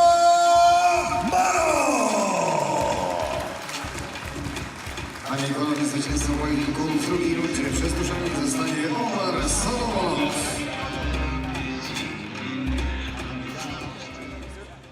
All right, ladies and gentlemen, I'm here with your winner, Omar Solomonov. Congratulations on a great victory. How does it feel to get another win in Brave Combat Federation? Как ты чувствуешь себя победа, вот с этой победы, со следующей победой после первой в Брейве? Чувствую себя замечательно. Очень нравится мне эта лига, Федерация Брейв. Огромную благодарность хочу проявить федерации этой, которая дала мне возможность выступить, президенту федерации, организатору и моим ребятам, и, конечно же, моей семье и всему Дагестану. Спасибо всем большое. Ассаламу алейкум. I'm very glad to be here. I want to thank you, the organization, the Brave, especially Mr. Shahid and Karim, all organization here, everything on the top level. And then I'm going to thank you, my guys, for preparing all my fights and all my family. And I want to thank you and say hello to my family, to Dagestan. Now, you may just have announced yourself as a contender in the featherweight division. What is the long-term plan? Какой план у тебя? Ты сделал очень многое. Какой у тебя план дальнейший, как контендера? Хочу попросить федерацию, хочу попросить Брави, чтобы мне дали возможность выступить. На ближайшем турнире я готов. Есть пацанчик один там, Кариамбой я его называю. Давайте, я с ним готов. Даже 5-5 выйти, даже сейчас, прямо сейчас. Легко, дайте полчаса отдохнуть, я готов уже. Please give me the fight. Give me the next fight as soon as possible. I'm ready. I'm ready to fight with this guy. And then even I'm ready now. 5 rounds, 5 minutes. Very, very fast and very simple. Well, congratulations on a fantastic win. We look forward to seeing you again, sir. Ladies and gentlemen, Omar Solomonov!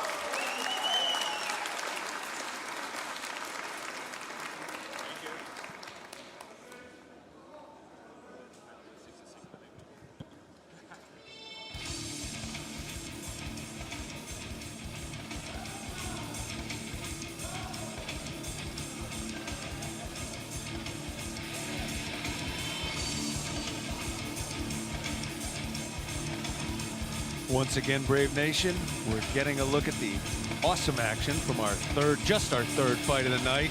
You see Solomonov in a very dominant top mount. And this is how we got here over and again. Back body lock to a takedown. Much safer way to get your opponent on the ground than going after those hips with a double leg. If you've got the incredible explosive power to pull it off. It is very hard to do, though. Getting behind somebody, locking your hands together around their waist, sinking your hips, lifting them up, and then slamming them down is an awful lot harder than it looks. And this was the beginning of the end. You saw the knockdown shot, and then immediately, zero rest, relentless shots, pounding down, pounding down. When there's that kind of damage coming, you're gonna make a mistake. That mistake could have lasted. In fact, it did last. Way less than a split second, quarter of a second, fifth of a second, but that's all a fighter like Omar Solomonov needs to end a fight. As Phil said, we may be looking at another contender in the already phenomenal featherweight division. Yeah, currently riding a 10-fight win streak now. He even said it himself there, he's not here to make up the numbers. He's here to make a statement like he did in that fight. He ended Apocalypse absolutely beautifully, and now he has announced himself truly onto the global stage with a wonderful performance. Phil, that little moment center stage was awesome. Chcielibyśmy serdecznie podziękować Federacji Brave Combat Federation i jego wysokości szefowi Kanidowi Hamadowi Al-Khalifie za zorganizowanie eventu właśnie w naszym mieście. Dziękujemy serdecznie także panu Mohamedowi Shahidowi, prezydentowi Brave Combat Federation. Również ukłony należą się grupie Kalana za zorganizowanie tego wydarzenia właśnie w naszym mieście i z tego miejsca chcielibyśmy podziękować panu Kanimowi El-Khatibowi, prezydentowi Kalana Group, a także specjalnie podziękować pani doktor Annie Galebie.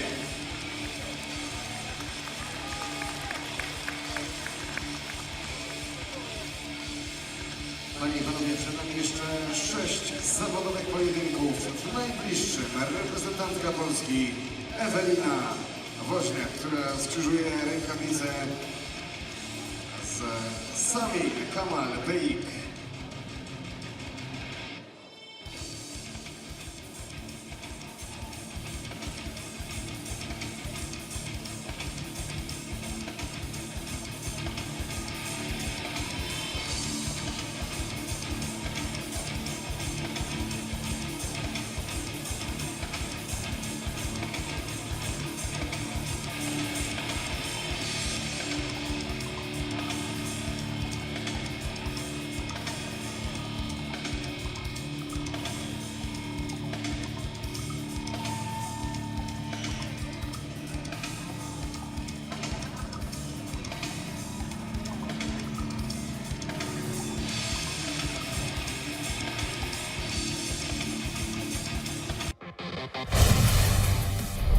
Evelina Wozniak feels she's destined to become the queen of Brave Combat Federation.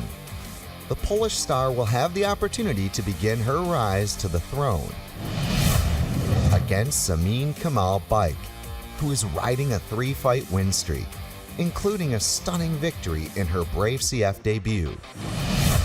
Coming up next, Evelina Wozniak takes on Samin Demon Kamal Baik in a strawweight bout. All right, Brave Nation, we have a special treat for you next. It's time for the ladies to let the leather and kicks fly. Konin, Poland, let's make some noise!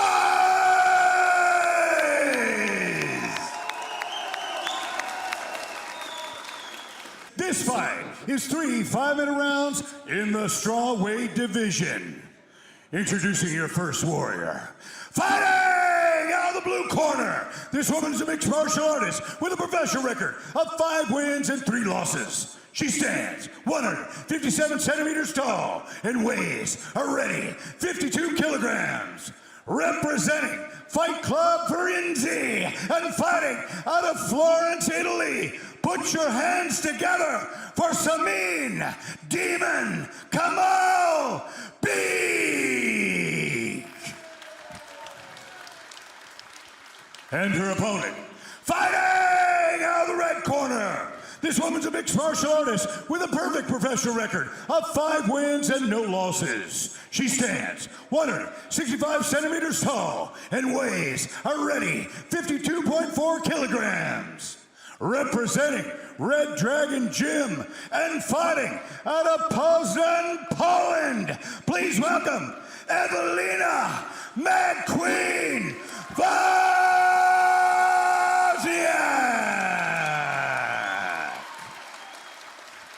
Your referee is Tomas Brunder. For the second time tonight, veteran referee Thomas Bronder draws the assignment. Slight height advantage goes to Evelina Wozniak. And Kirik, this is a fight we've all been very excited about. Both of these fighters, incredible athletes. And here we go. Nice stiff jab to open up by Evelina, but gets caught over the top. Beautiful shot from Samin. That's a real hallmark of Samin's fighting style, that she's happy to get involved in these types of brawls. Happy to brawl, happy to get technical with her wrestling too, happy to try out her submissions. Right now, Evelina looking to drag her opponent down to the ground.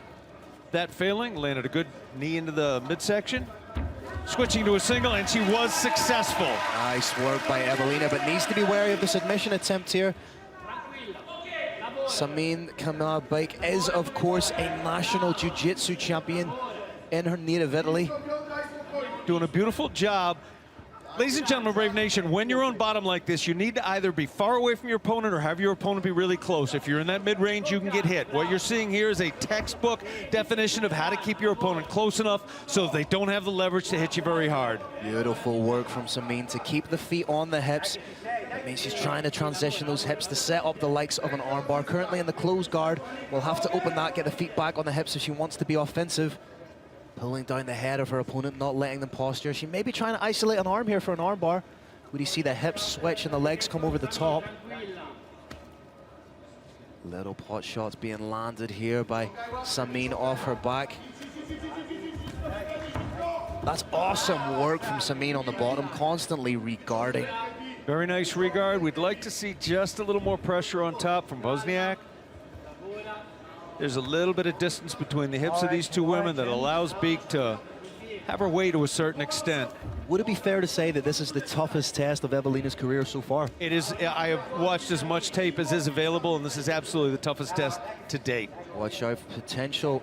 Looked like she was going to switch for the omoplata, abandons it again, but what she's doing so beautifully is she's keeping that overhook and the head down nice and tight, preventing Evelina from posturing. And just as I say that, Evelina postures and lands a crushing elbow. And this is where Baik does not want to be. She was doing a phenomenal job. She's going back. She's got a double head tie now. She's keeping her opponent close. This is clearly the game she likes. The other thing she could do is move her head back, go to a knee shield, keep feet in the hips, and try and protect herself at distance. Cutting through into the half guard is Evelina. If she has the dexterity, she can establish the likes of a crucifix from here. What we see here, Brave Nation and MMA, is really not a half guard. When you're on your back, when you don't have the underhook, whoop, and she popped right out of it. Really Again, big work, props to Beak.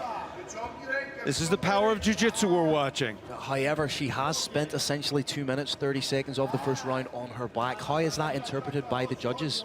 Right now, because she's taking impact, it's interpreted as losing, but remember, she just needs a split second to throw those legs up there and secure a limb. High risk, high reward work there from Evelina, transitioning into the half guard now, trying to set up that crucifix. Samin trying to roll out when really she should be trying to roll in and try and hook a leg there, try and re-establish that half guard and then work from there. But Samin is as tough as they come. That toughness is matched absolutely by her skills. We're seeing just terrific jiu-jitsu here. I think she's going to regard, and it happened right there. Samin does, of course, have 2 wins via submission, 1 via armbar, 1 via rear naked choke, and off her back, the greater likelihood is that she'll throw up an armbar or a triangle.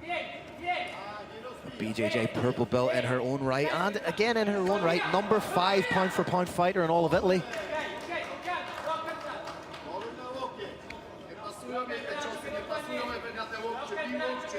Again, there's a little bit of distance between the hips of these 2 women.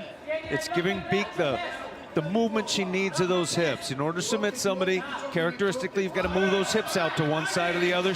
You can see it right there. She's been able to do it. She is starting to eat some big shots, though. She's going to have to try and time one of those punches and throw the hips up and make something happen. Trying to get that armbar, but again, classically, reguards just as quick as you like. Is there a danger for Samin to be too comfortable in this position? Because she's not taking crazy amounts of damage, she's trying to work. Oh, just as I say that, another big elbow. May look to go for a bump sweep here. Doesn't quite have the purchase for the guillotine choke.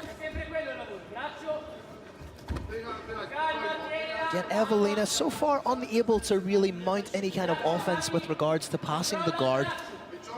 Has been able to land some shots and some big elbows, but the point I was going to make, Carrick, and the question I wanted to ask you is Samin potentially in danger of getting too comfortable being on her back because she's so confident in her jiu-jitsu? I don't believe, Phil, that she has any choice in the matter. She has not showed the ability to sweep the Mad Queen, has not shown the ability to take her down. So what we're seeing is the inevitable when you're in that situation. That said, she is handling herself very adroitly, given what she has to work with, which is the inability to end up on top. A little bit of marking underneath the eye of Samin there. Interestingly, Samin so confident in her conditioning that she stayed standing. Shades of George Foreman when he was still fighting as an old man. There you see some shots being landed by Evelina from inside the guard. That was probably the most telling shot of the round, but credit to Samin, she's trying to throw up submissions. She's moving from the closed guard to putting the feet on the hip. There was a short triangle attempt, but just passed to the side by Evelina. If you're Samin, you cannot spend the majority of the second round on your back, regardless of how many submissions you're trying to hunt for. Phil, not only does she not want to, from the perspective of not losing this round to the judges, she doesn't want to because she did take a couple of hard shots in there. I think she's going to show a little bit more circular footwork. If she does get in on that takedown or potentially in for a takedown, I think she's going to give that everything she's got.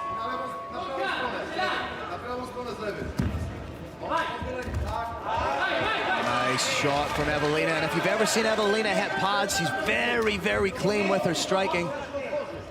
Evelina's very clean with her striking when she hits people.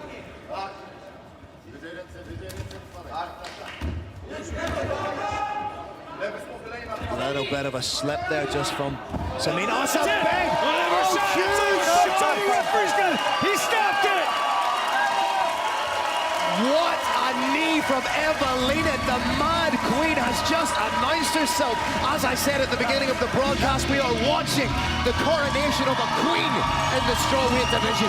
There is absolutely no strike more devastating in mixed martial arts or anywhere else than that knee to the liver. And ladies and gentlemen of the Brave Nation, if you have never been hit with a shot to the liver, it is indescribably debilitating. It just zaps all the energy out of your body, rendering you unable to intelligently defend yourself. But right now, what placement from Evelina Wozniak, a genuinely scintillating performance, and there is so much more to come from this lady. Ladies and gentlemen of Brave Nation, when that liver shot lands, you're standing. You feel like you're gonna die if you stand. You don't want to straighten up because you feel like you're gonna die, and you don't want to fall on the ground because you feel like you're gonna die. It is the most devastating strike in mixed martial arts or any combat sport. Now 6-0, Evelina Wozniak now has 2 wins via KO or TKO, 2 by submission, 2 by decision, remains undefeated, remains largely untested. I am very excited to see what happens next for this young lady in Brave Combat Federation. The Mad Queen shows mad power in the Brave Combat Federation cage. Phil, there may be a broken or popped rib here. Yeah. Fighter safety comes first, last, always in Brave Combat Federation. We have 3 doctors on staff. We have 2 ambulances standing by. Nothing is going to happen that cannot be handled medically. But there is a chance here of a broken or popped rib. We've got the staff here ready to take peek out. It turns out she is able to stand under her own power and will very shortly be coming to center stage for the official announcement. It looked like it was right to the floating rib, Carrick, that pop and knee, using the momentum of her opponent coming in so intelligently. And like I say, Phil Demon Beak, by the way, just raised her opponent's wrist. This is the kind of sportsmanship that defines this organization. Referee takes him center stage. Carlos Kramer, make it official.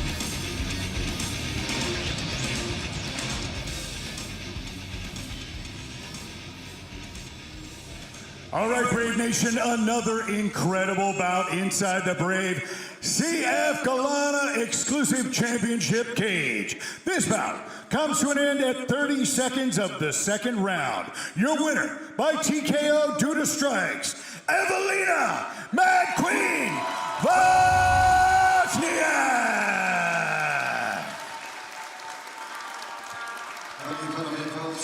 Like you say, Carrick, a fantastic performance. Evelina Wozniak going from national superstar to global superstar, and all the time it took to throw a pop knee to the liver. Phil, that's what we're doing here. We're bringing the world to the great nation of Poland, and we're bringing great Polish fighters to the world. All right, I'm here with the victorious Evelina Mad Queen Wozniak. How did that victory feel in front of your home country of Poland? Oh, I feel great, thanks, it's awesome. My family is here, my mom, hello. Hi, Mom, where are you? Mom, show you. It's my mom, she's the biggest fan, so kisses for her. Oh, thank you for supporting, and first, all respect for my opponent, because this is sport, and always respect for first place. And what can I say it? I'm not surprised that I am a queen on this organization. I will be a queen. So I won't fight for a belt. So give me this, give me. All right, ladies and gentlemen, the Mad Queen Evelina Wozniak continues her unbeaten streak. Who would you like to thank? Who's been in your corner that has made this incredibly special for you? Oh, I would like to thank you for my coach, Bartosz Jezierski and Przemysław Biskup. They're amazing people, so they touch me everything, what I do it now. So very big fans. Thank you, and thank you for my people from Czerwony Smok Poznań, who helped me prepare, and from my family, my friend who is there. So thank you very much. I love you, Poland. I love you, Brave, and see you later. Bye. The future queen of Brave Combat Federation, ladies and gentlemen, Evelina Mad Queen Wozniak, right here out of Poland.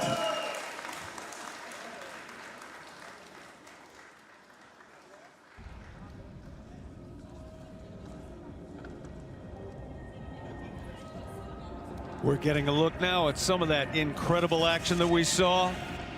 Evelina Queen Wozniak showed us her fan-friendly, mediagenic style. We know she's going to be a big hit going forward with Brave Nation.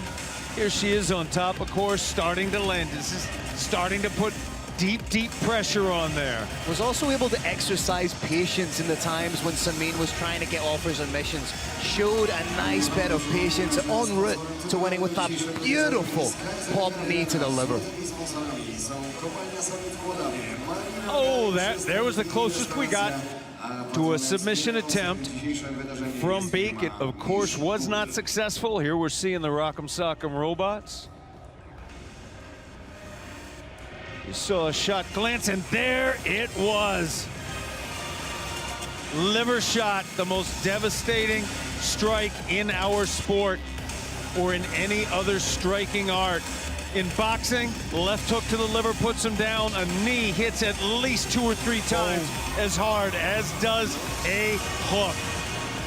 You knew just how devastating that shot was, Kerry, because as I said, usually there's a little bit of a sensory delay with a liver shot. That was instantaneous, just cracked it beautifully. You see Samin writhing in agony. As potential there for a broken rib. The floating rib was caught clean as well, I think, and Wozniak moves to 6-0, calls for the title shot, and I don't think any of us are in a position to deny her that. Absolutely not. After a performance like that, all we want to see is more Mad Queen.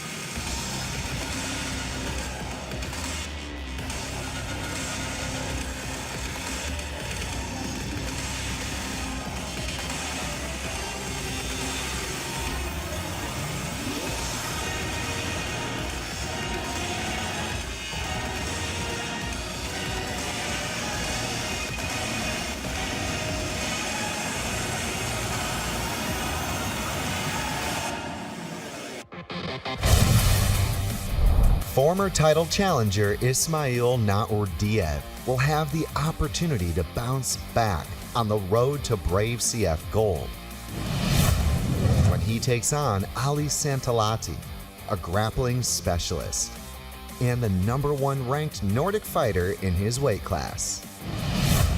Coming up next, Ismail the Austrian Wonder Boy Naordiev takes on Ali the amazing Santalati in a super welterweight bout. Brave Nation, let's continue our historic night with Galana Exclusive Championship and bring in our next warriors into the cage. It's 3 5-minute rounds in the super welterweight division. Introducing your first warrior. Fighting out of the blue corner, this man's a mixed martial artist with a professional record of 12 wins and 3 losses. He stands 183 centimeters tall and weighs a ready 79.7 kilograms. Representing Finn Fighters Gym and fighting out of Finland, please welcome Ali, the amazing Santalati!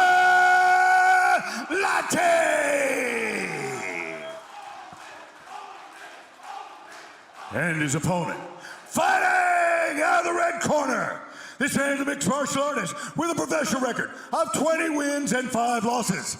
He stands 182 centimeters tall and weighs a ready 79.45 kilograms. Representing Sanford MMA and Top Team Salzburg and fighting out of Austria. Give it up for Ismail, the Austrian Wonder Boy, Naordiev!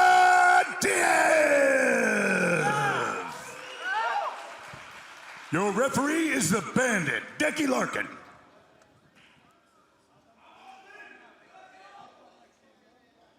A fight of this magnitude calls for one of the best referees in the world right now, Mr. Decky Larkin. Tail of the tape, Ollie Santalati, the elder, by 2 years. Everything else is virtually identical. Ollie Santalati leading the charge towards Ismail.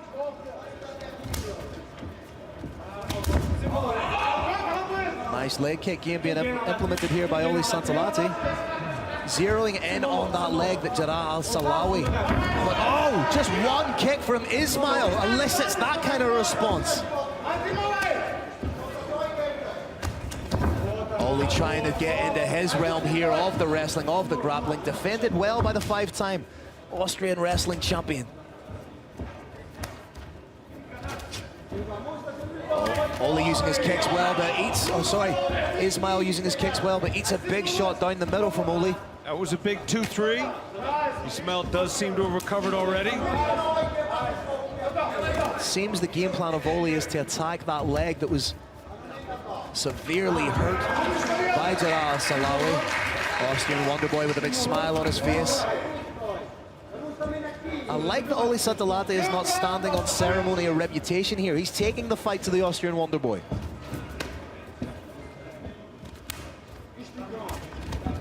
Oh, those kicks just come different from Ismail, don't they? Brave Nation, it takes most fighters somewhere around a minute to get a sense of where the opponent is at, what their speed is at tonight, what are their reflexes like, how strong do they feel. At this point, Nordiev has felt that, he's established that. I think he's going to start to turn it up. That's the second field takedown attempt from Santalati, 0-2 for his takedowns.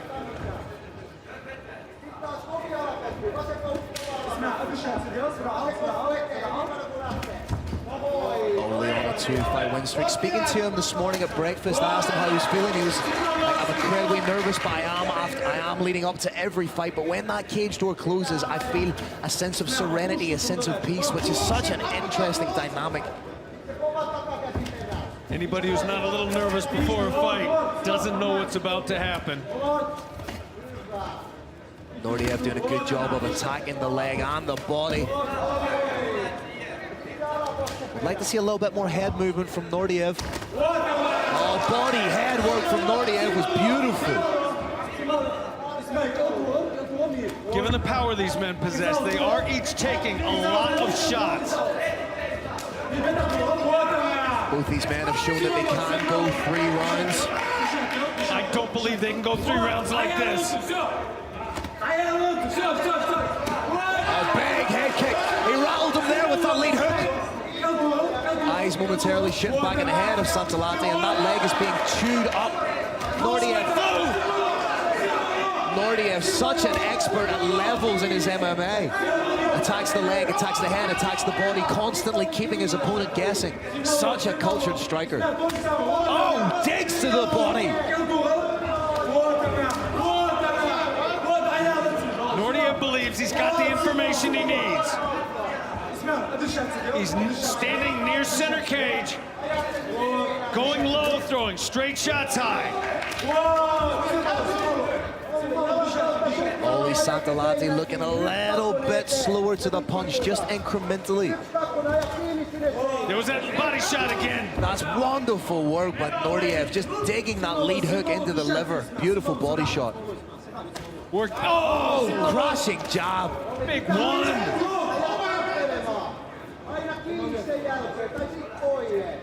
But credit to Ollie Santalati, he's happy to stand and trade with the more decorated striker. Philly's shots from Nordiev are starting to land even harder. Really attacking with that low calf kick, question mark kick. Santalati powers back. Kyrgyz is a fantastic first round of fighting. Oh, that leg can take a lot more of those kicks. Nordiev looks like he's stalking now, but Santalati fires right back. You may see Oli Santalati switch. That was more of a forced panic shot from Santalati. 30 seconds left. Phil, at this point, I think Nordiev probably wants to just stand it back up. Nordiev does have 5 wins, or sorry, yes, 5 wins via submission on his ledger, so that he can get it done. 3 by way of rear naked choke, 1 by way of triangle, 1 by way of head arm. Nice little bit of diversity in his... Did you hear that, Kerry? The fighters call the end of the round. That was absolutely beautiful. Ismail said to Oli Santalati, "You're tough, bro." Oli Santalati tapped him and says, "You're tough too, bro." What an incredible moment here at Brave 54. I love these two guys exemplifying what Brave Combat Federation is all about. Nations collide, but they have the utmost respect for each other going into war. This is fantastic stuff, Kerry. They absolutely do. Brave Nation, if you're involved in mixed martial arts professionally, you do sometimes have these exquisitely beautiful moments, but it's so hard to bring it to you. It happened to us right there in front of us, and it's an honor, Brave Nation, to be able to share what just happened with you. These are 2 deep friends. These are 2 brothers. And we're just looking at some of the action here. Closing stances of the round, where Ismail Nordiev ended up on top, landed some good shots. And we are ready to get going for the second round. Referee Dickie the Bandit Larkin clearing the cage.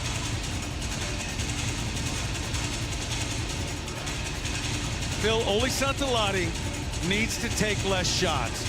He needs to check those kicks. He can't stalk forward the way he has been. If he stalks forward, Nordiev clearly has a sense of his timing, and he's going to land more of those low shots. He's got to move in and out a little bit more and not stalk. And how poetic would it be if Nordiev were to win via TKO due to leg kicks, given what happened to him at Brave 50?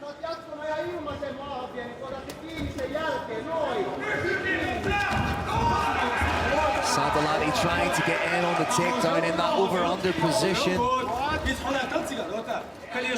Switched against the fence by Nordiev. Needs to be wary of the guillotine attempt here. Arm in a little bit more difficult to finish than the likes of a high elbow guillotine. Pulls guard. Nice defensive work, using the whizzer absolutely beautifully. Absolutely phenomenal defensive work by Nordiev. Take your fingers out. Take your fingers out.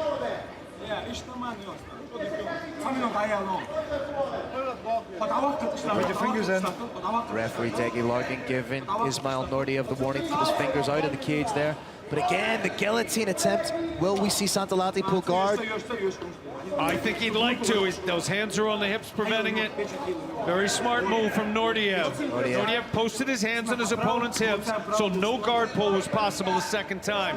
This is mixed martial arts. This is what happens. This is why, with the highest, at the highest levels, fighters get better and better. They're learning more each time. Little concern about somebody holding on to the fence.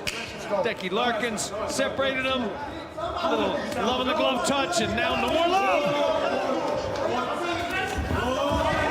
Again, takedown attempt from Santalati denied by Ismail Nordiev. Turns the fence into attack, landing in the half guard of Oli Santalati.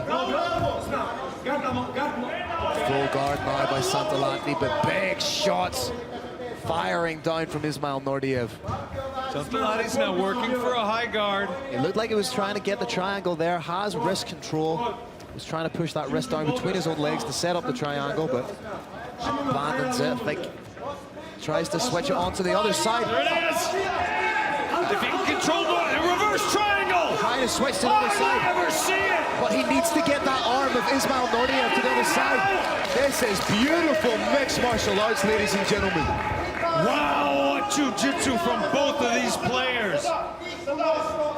Oli Santalati really wearing the story of the fight now on his face. Double over-under position here from Nordiev. Dickie Larkin wants just a little bit more action. And did he get it? Huge judo throw from Nordiev into the half guard, half mount position, depending on your disposition. Oli trying to roll for a heel hook. Denied. This fight has absolutely everything, Kerry. Phil, Nordiev has taken the measure of his opponent. He thinks he's better everywhere. He's clearly had more luck standing with strikes. He thinks he's better on the ground. Deck Larkin brings him back up. This is exactly where Ismail wants to be.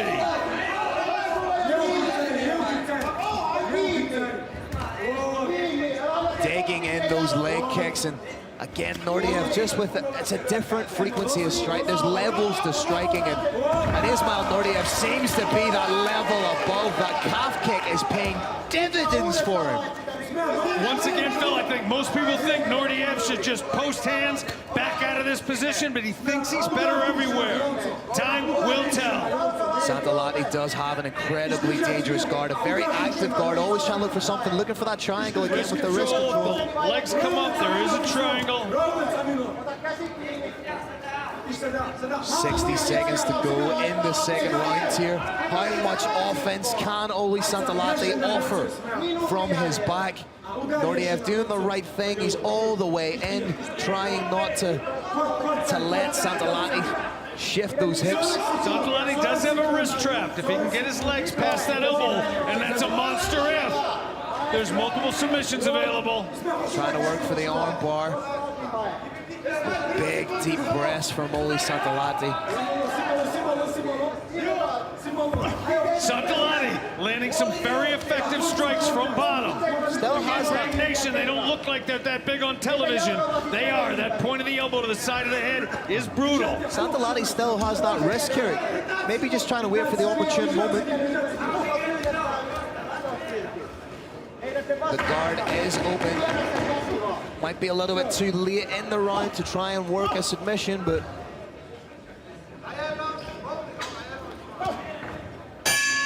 what a round of action here at Brave Combat Federation 54. This is incredible stuff, Kieran. The submissions, the striking, this fight has it all. Absolutely, Phil. And what I think from Nordiev's perspective he doesn't want to do is get down on the mat again. I'm not saying he did a bad job there at all, but I do think he took more punishment from there. I thought there was more chance of the fight ending. I think he's going to want to keep this fight standing and try and end it in the third round by strikes to the head, set up by leg kicks. Phil, walk us through this Green Hill replay. There you see the attempted takedown from Oli Santalati, but it was beautiful work to get on top from Ismail Nordiev. You saw the triangle attempt, and look at this for a throw. Just posts the leg, brings his opponent over the hip, and this is one of the most telling aspects of the fight for me, has been those low calf kicks from Ismail Nordiev, and I think potentially that may be the fight-ending sequence, starting with those leg kicks. We're in agreement on that one, and I don't think there's any disagreement that we've got 2 10-9 rounds for Ismail, the Austrian Wonder Boy, Nordiev. Both these guys look like they're having a lot of fun, and I think we're going to see an embrace to start off the round. I think both these guys have earned one another's respect. Come here.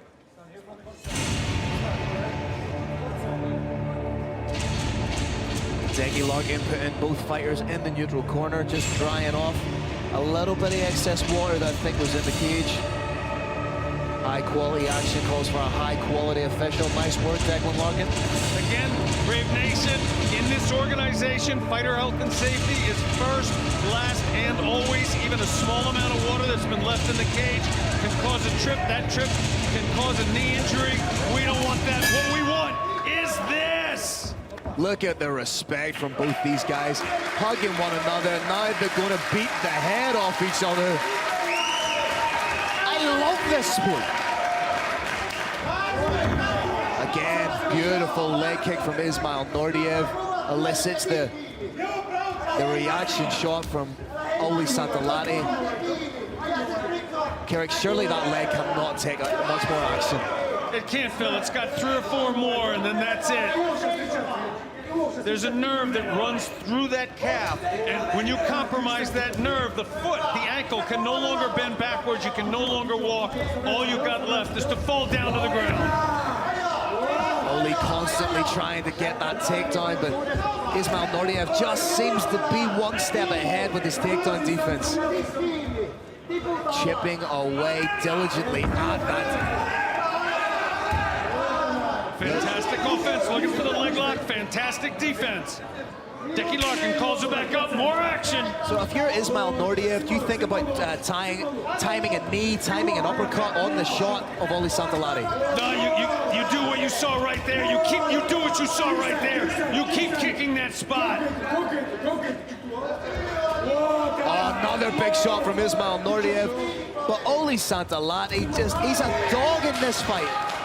Constantly throwing I think he's definitely earned the respect of Ismail Nordiev, undoubtedly the respect of absolutely everybody here. Phil, you absolutely can open up a medical textbook, look for the picture of the heart, and you're going to find Oli, the amazing Santalari. Tremendous fight by him. And now that blood is running into the eyes of Oli Santalari. That's going to be impeding the vision, and that's not a nice place to be with your vision impaired and Ismail Nordiev beating down shots on you.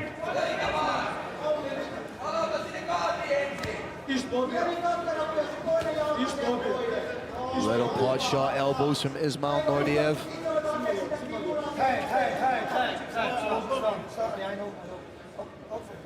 I think referee Dickie Larkin calling the doctor in to check the cuts of Oli Santalari. Once again, Brave Nation, fighter health and safety. First, last, always in the Brave Combat Federation cage. Now, Brave Nation, a cut can be big and not dangerous, and it can be small and dangerous. It depends on where on the face it is. A little bit too involved to go into right now. As I said, we've got 3 doctors on staff. They're looking at the depth of the cut. They're looking at whether it's above or below the eye. It looks like the cuts there's a nerve right there. It looks like the cuts are below the eye. They aren't going to impede the vision when he's standing. Referee Dickie Larkin happy for action to continue, putting them back in that initial position they were in. But this is where it impedes the vision of Oli Santalari when he's on his back. Therefore, it's incumbent upon him to try and get back to his feet.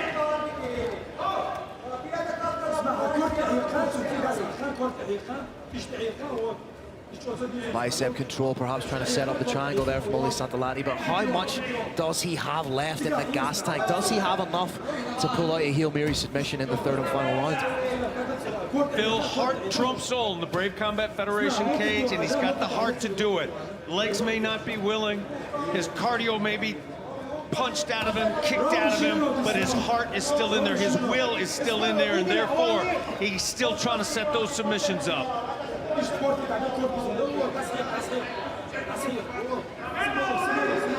Nice head control there from Ismail Nordiev. He looks like a completely different fighter from the guy we saw at Brave 50, Keurig. Brave Nation, what you're looking for when you're in this top half guard position is you want your opponent flat on his back and you want the underhook. You want your far arm under your opponent's arm. If you get that, it's a half mount. If, on the other hand, Santalari can get on his side and take that left arm and reach under his opponent's arm, now it's a half guard and he can start to do things with it. Nordiev pumps his head back on the inside. Ayub Gaziev in the corner of Ismail Nordiev calling for action. Gaziev, a fantastic fighter in his own right. Nordiev in that anchor position with 60 seconds to go. Will be happy to solidify this position and land his shots.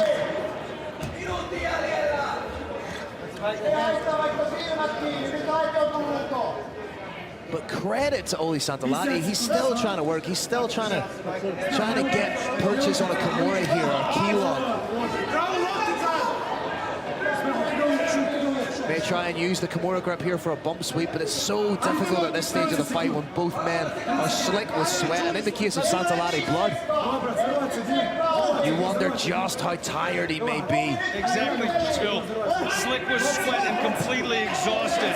It is so hard to move explosively under these conditions.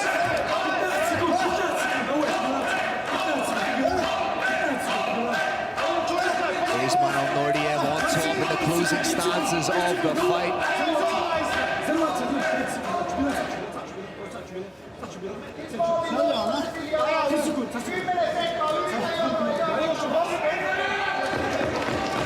10-second clapper. Both these guys leaving it all in the cage over the course of 3 rounds. This has been incredible.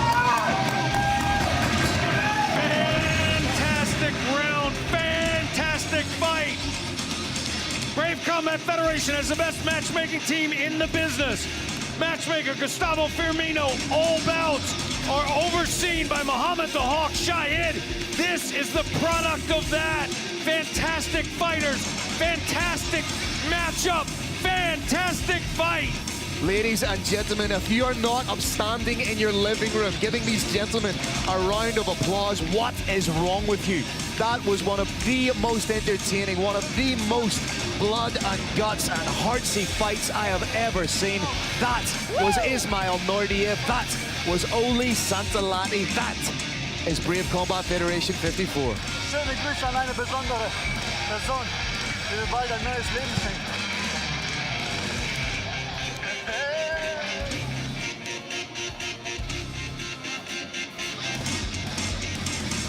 Brave Nation, we're getting to watch a little replay courtesy of Green Hill. You see Nordiev on top, holding his opponent's far shoulder down with the head. Here we see the cut. We've got the medical staff looking at that cut, making sure it wasn't in a dangerous place where there could be permanent nerve damage. There wasn't, and the fight went on. See, Santalati's been striking with his fists, with his elbows, with his feet, with his knees, and with his shoulders right there.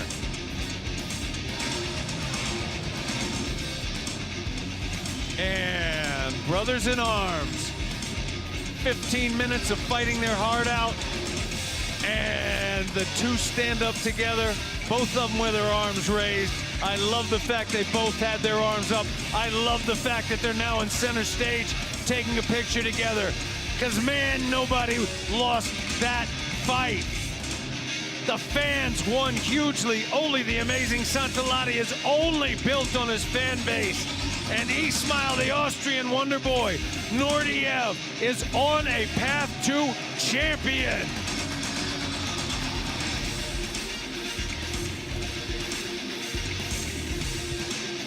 It's a little bit oversaid, but nobody lost this one.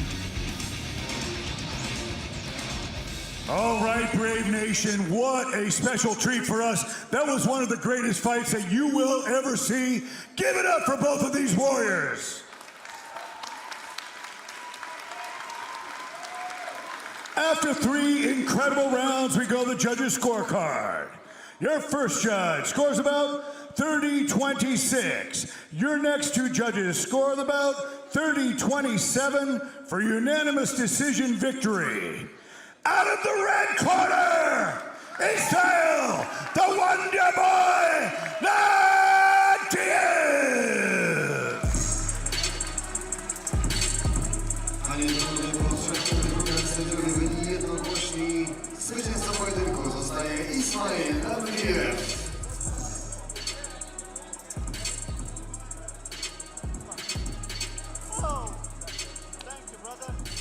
All right, ladies and gentlemen, I'm here with your winner and victorious, Ismail Nordiev. Given what transpired at Brave 50, how good does it feel to get a win in that fashion here tonight? It feels fucking great. You know, in my last fight, unfortunately I got injured, but you know I could won the fight. Unfortunately, things like this happen. I wanted so much the rematch, was so bad the rematch with Al-Silawi, but I heard he was released by Brave, so I want a title fight, baby! Now, you went up to Brave President Mohammed Shahid during the break in the action. You motioned something and you said something. What did you say? Man, I like this guy. He has no, I don't leak asses, nobody, but I have to be honest, this guy is so nice, good energy. One day before weigh-in, I went to him, I told him about the weight, and he took his phone, pop, let's make this, bam, bam, bam, bam. He did everything, thank you. I told him I want a title fight. Now, you've been spending a lot more time at Sanford MMA. How much do you credit Sanford and Coach Henry Hooft for your development? The best, they are the best. Sanford MMA, shout out to guys in Sanford. Thank you very much for your preparation. Henry Hooft is the best coach in the world. Greg Jones, Kami, Sean, everyone, thank you so much for everything. They take care about me. And also, I work with Henry about my checks. You see today, I was expecting the low kicks from my opponent, but woo, the check was on point. Well, congratulations on a fantastic performance. We can't wait to see you again. You have something to say? Thank you so much. I would like to thank Stanford MMA, my brother Ayub Gaziev, Malik Mizayev. I love you, my brother. I love you too. Thank you to everybody. And also, I want to say thanks to my sponsor, New Line Transport. You know, brother, where is the camera? Here, New Line Transport. Günther Brandstätter, diesen Sieg widme ich dir. Vielen Dank für deine Unterstützung. Mit deiner Hilfe war es möglich, so eine Preparation zu machen. Thanks to everybody. Ladies and gentlemen, we have a new super welterweight contender. Ladies and gentlemen, give it up for the Austrian wonder boy, Ismail Nordiev!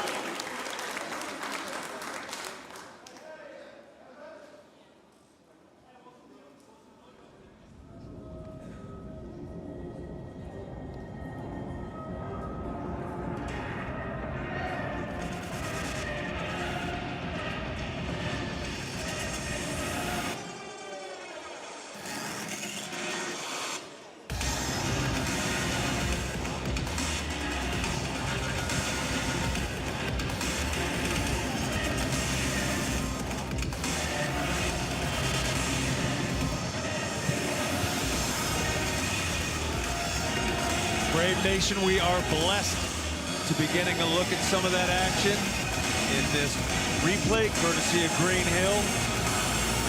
There we see Nordiev keeping the fight at distance, landing telling blow after telling blow.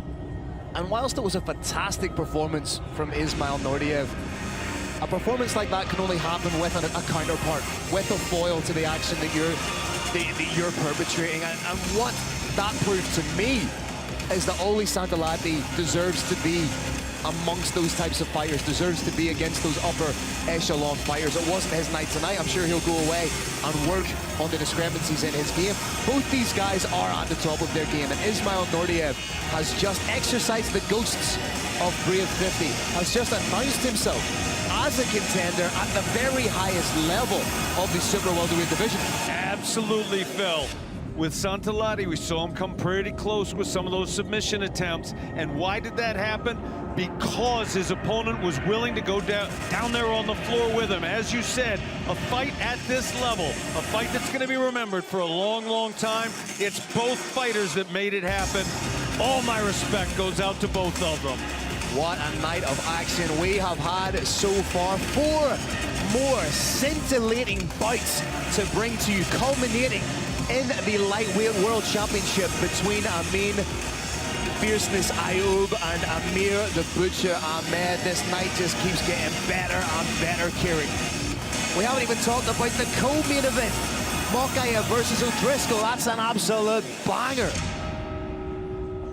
Everybody watching right now, don't you dare go away.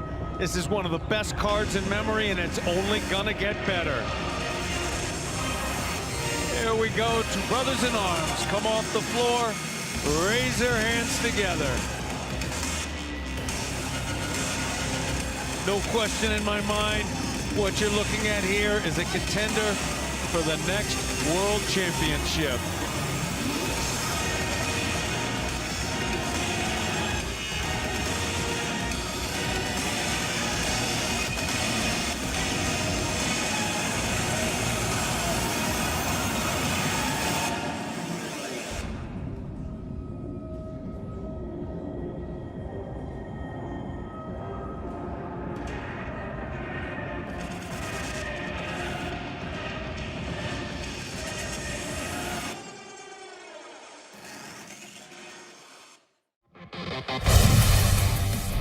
Marcel Grabinski finally returns to Brave CF action, hoping to insert himself in the title conversation at super lightweight, as he takes on Mikhail Kotrutra, a master of sports in combat sambo, making his Brave CF debut on the back of a 7-fight winning streak.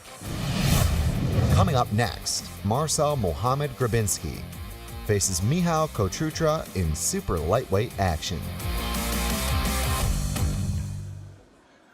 All right, Brave Nation, what an incredible historic night that just keeps getting better. Konin, Poland, you have been amazing.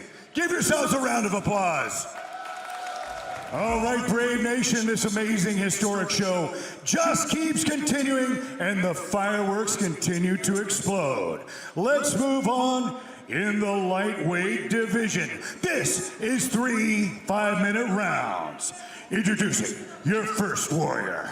Fighting out of the blue corner, this man is a mixed martial artist with a professional record of 13 wins and 1 loss. He stands 183 centimeters tall and weighs a ready 75.2 kilograms. Representing Bulgarian top team and CSA Moldova, and fighting out of Chisinau, Moldova. Give it up for Mihail Konin!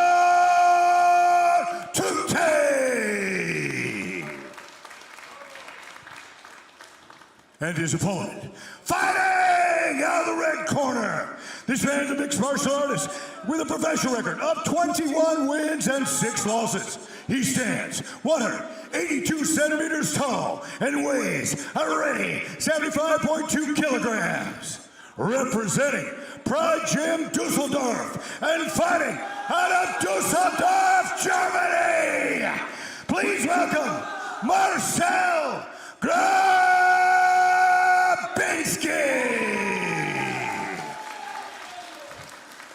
Your referee is Tomas Bronder. Phil, when a fight starts, you want your fighter to look calm and focused, and that's what we're seeing right here. Marcel Grabinski, the look on his face, his body language, his demeanor, it's perfect. Michał Kotruta, the elder by 1 year.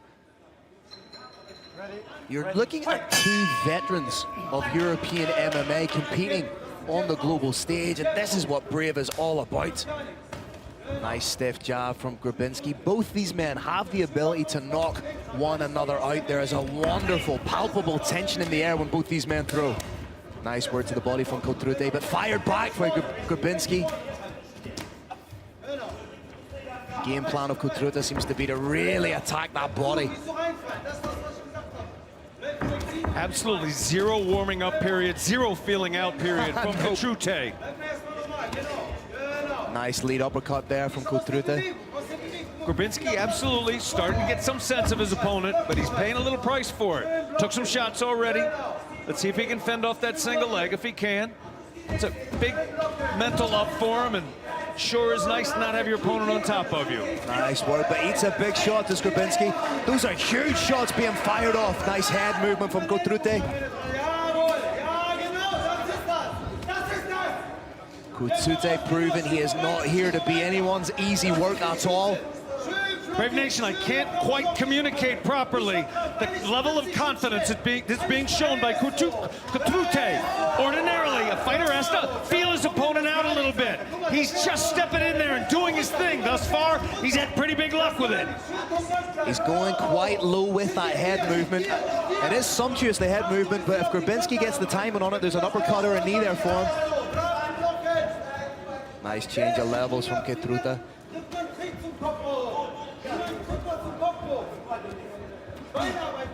Aesthetically, it's so pleasing to watch that kind of head movement, but it's also incredibly dangerous. Straight shot down the middle from Kotrute. Kotrute's throwing some huge shots out there, but none of them have landed perfectly cleanly yet. Maybe taking a little bit out from him psychologically. A shot to the body from Grabinski, but good pop jab being thrown out by Kotrute. Kotrute absolutely phenomenal. Going to the body, going to the head, throwing looping shots, throwing straight shots, slipping his head from side to side. It's almost as if he's saying to Grabinski, try and hit me and I'll fire back. Lovely counter striking by Kotrute. A lot of these punches are landing on the gloves though.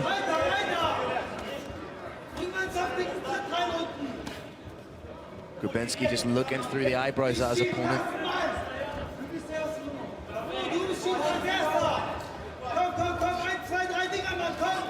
Kotrute proving to be as stern a test as we envisaged here, landing big strikes. Phil Grabinski's hands are a little slower than they normally are. He may have taken some heavy shots. Again, I'm loving that head movement from Kotrute. Was also loving that anti-wrestling. Beautiful sprawl with an overhook. Shut that takedown cold. He's doing a good job of just staying outside of Grabinski's firing range whilst being able to maintain his own. Slipping just inches out of the way and firing back. Grabinski trying to work the body. Phil Grabinski is throwing less shots, Hey! We are brave! This is fantastic again. They must have watched the Nordiev Santalati fight and were like, oh, really? I reckon we could outdo that. Stop that! You can see them marking up on the leg of Grabinski already. Grabinski's got less output, which may help in terms of fatigue, but getting hit, that's a great point. That takes energy out of you too, so I'm not sure where he's at inside. Oh, huge hook from Grabinski. But again, fired back from Kotrute. Can Kotrute maintain this type of output over the course of a 3-round, 5-minute fight? That's the question, Phil. I'm not sure any man can. And he really is committing to his shot. There's no rangefinders here from Kotrute.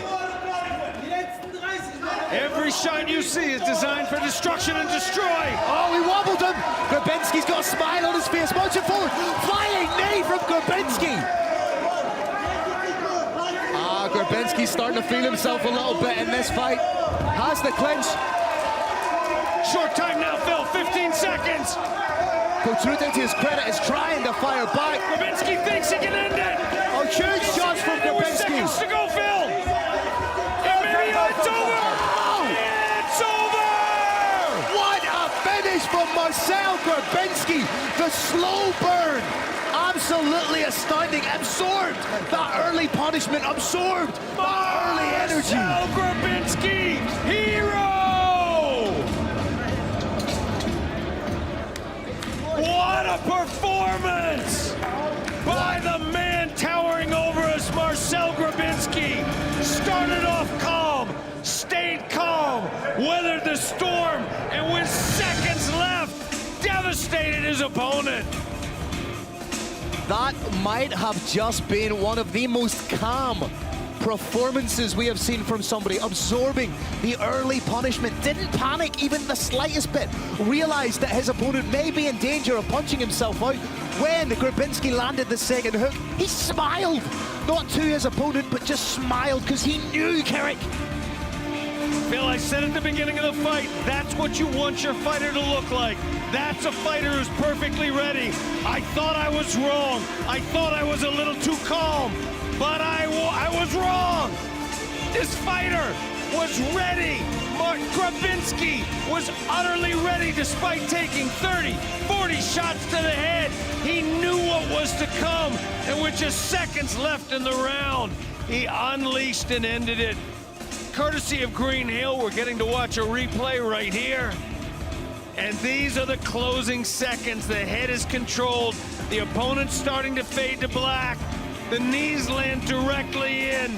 And the referee is just about to intervene. Referee's got his eyes on it, waiting for one single telling shot.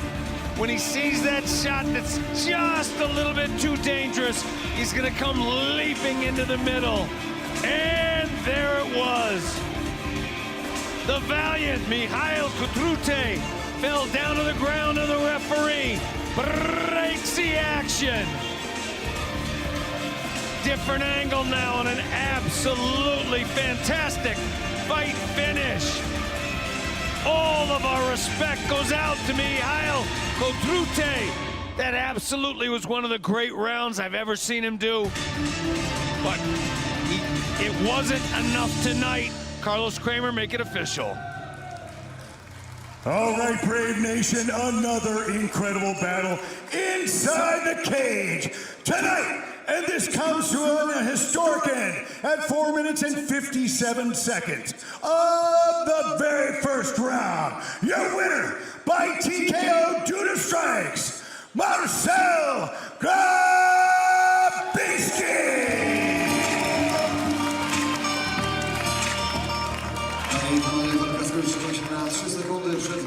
kończący pierwszą rundę, a zwycięzcą przez knockout techniczny zostaje Marcel Grabiński. All right, ladies and gentlemen, I'm here with a victorious Marcel Grabinski. Mr. Grabinski, how good did it feel after not being able to compete at Brave 51, not being able to compete at Brave 53? How good does it feel to get a win in such a fashion here tonight in Poland? Yes, it was very deprimated for me because, yeah, like you say, 2 times my fight was cancelled. The first one in Belarus at the fight night, 10 minutes before the fight. After that, I become the chance from Brave, yeah, to do a rematch against my opponent. Yeah, this fight is also cancelled because a visa problem and a COVID problem in my family. So I can fight 2 times. And yeah, I'm more than happy to can fight here in my second home country, in Poland, Polska kochanie, and yeah, make here my performance.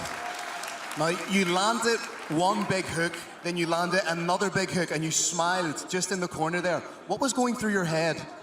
Yeah, I punched him to the body, and after that he also punched me to the body, and I feel that I had hurt him with the body shot. Yeah, after that I smiled, he also smiled, but yeah, I show him that yeah, I'm his hardest test and his toughest opponent. Now, there are so many interesting fights potentially for you in the super lightweight division. There's the champion, Eldar Eldarov. There's also guys like Benoit Saint-Denis. Are these fights that interest you? Have you got anyone specifically you would like to fight? Of course, I have every time saying that I will fight here at Brave for the title. I'm not here to make new friends. I'm here to take over. I'm here to take or to be champion. And not champion in one weight class. I will be the first double champion here at Brave. But it's a long way. But the first step I do today. The next step is I want to fight yeah, for the title, especially in my in my regular division, at the lightweight division. And yeah, the main event is today, Ayub. Maybe I can fight the winner against this fight. If not, if Ayub or the other guy needs a little bit rest, I can fight Eldar. If Eldar also will be a little bit rest, I can fight Saint-Denis because he has a phenomenal performance in Milan, and I think he is, like me, yeah, the next title contender.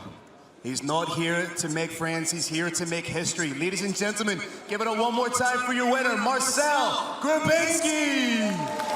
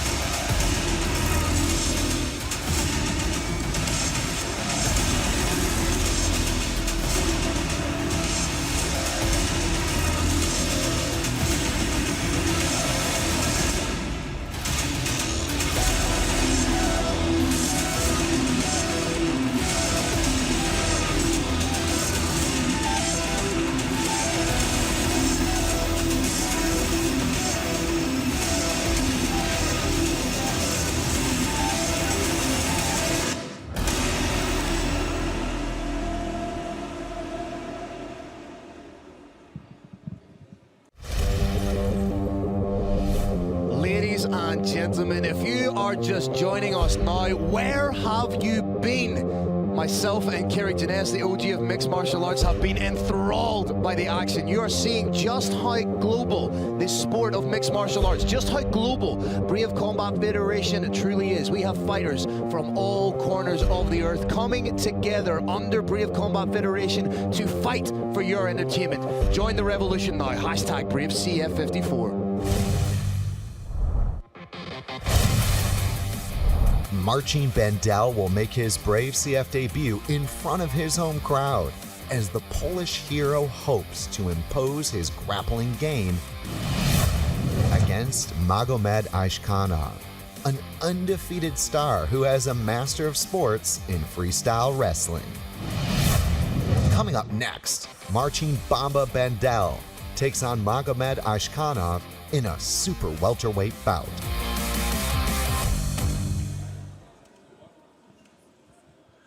All right, ladies and gentlemen of Brave Nation, let's welcome our next warriors into the Brave CF Galana exclusive championship cage. Introducing your first warrior. Fighting out of the blue corner, this man is a mixed martial artist with a perfect professional record of 7 wins and no losses. He stands 180 centimeters tall and weighs a ready 79.8 kilograms. Representing Fight Move Academy and fighting out of Neuchâtel, Switzerland, please welcome Magomed Aishkhanov.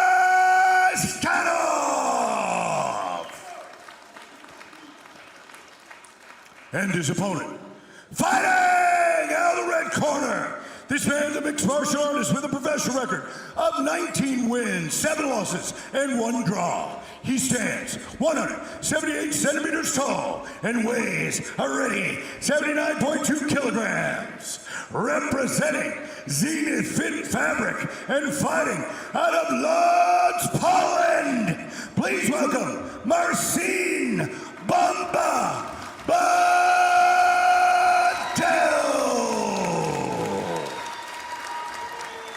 Your referee is Peter Jarisch. Brave Nation, as you may have figured out, Bamba is short for bomb. It means bomb in Polish. What this fighter is looking to explode is his opponent's ACL, MCL, and meniscus. And we are just about to light the tape after we see the tail of the tape here. Both these fighters ready to go to make a statement in their Brave Combat Federation debut. Ready, fight this. Ready, fight!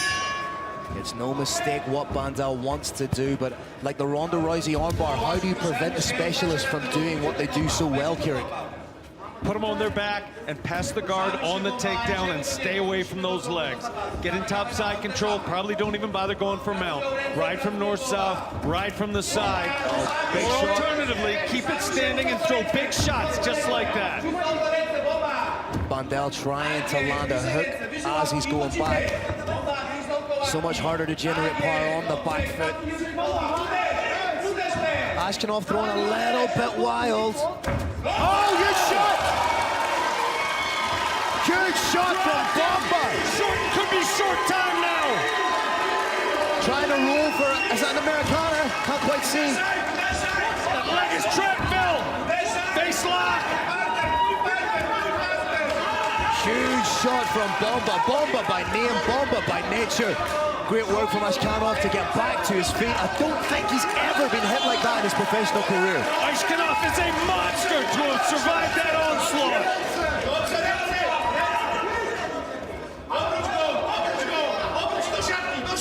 Oh, takedown trip. Look out for the armbar. Back take from Bamba. This is not where you want to be. In. Hips gonna start sinking down now. This is shark-infested water. Hips are sunk. Aishkhanov still fighting. Still fighting. He's trying to get his thigh. This could be another first round submission from Marcin Bamba Bandel. 2 minutes. The longest submission I recall from his record was 2 minutes and 2 seconds. That is crazy. How does he do it? hands Magomed Ashkanov, the first defeat in his professional career, but Marcin Bomba Bandal, 27-1 now, with 18 wins by a first-round submission. That's crazy. It may be the record in our sport, Phil. I'm the official records keeper for commissions in North America. I don't recall ever seeing that anywhere in the entire history of the sport. We absolutely may have seen history in the making here. Huge congratulations to the winner, Marcin Bomba Bandel. He may have just been awarded a belt. I'm looking there, he may have just been awarded a black belt in jiu-jitsu. If so, this is an impossibly special moment to communicate. Winning a fight on the global stage and being awarded your black belt in jiu-jitsu at the same time is an honor that I don't have the words to convey. Draped now proudly in the Polish flag. We're getting to watch a replay at the end. You see a half Nelson there, breaking the opponent down. It pulls out that supporting arm as intense pressure comes from the hips. Punches rain down. The purpose of the punches is not necessarily at all to stop the opponent. It's to do just that. It's to set up a submission. That forearm is getting it's a face lock. This is a high level submission. It's been seen very, very rarely, but his friend of Brave Combat Federation, Khabib Nurmagomedov, has shown it is a devastating submission. Let's let Carlos Kramer make it official for us. Incredible, Poland. What do you have to say about that? This fight comes to an end at 1 minute and 38 seconds of the very first round. Your winner by rear naked choke from Poland, Marcin Bomba Bandel. A victorious Marcin Bandel. Marcin, how good does it feel to get a win like that right here in Konin, Poland? I'm very happy, especially that I can win in Poland. And I show a little bit stand-up too. So also it means I make good job. And Brave, welcome.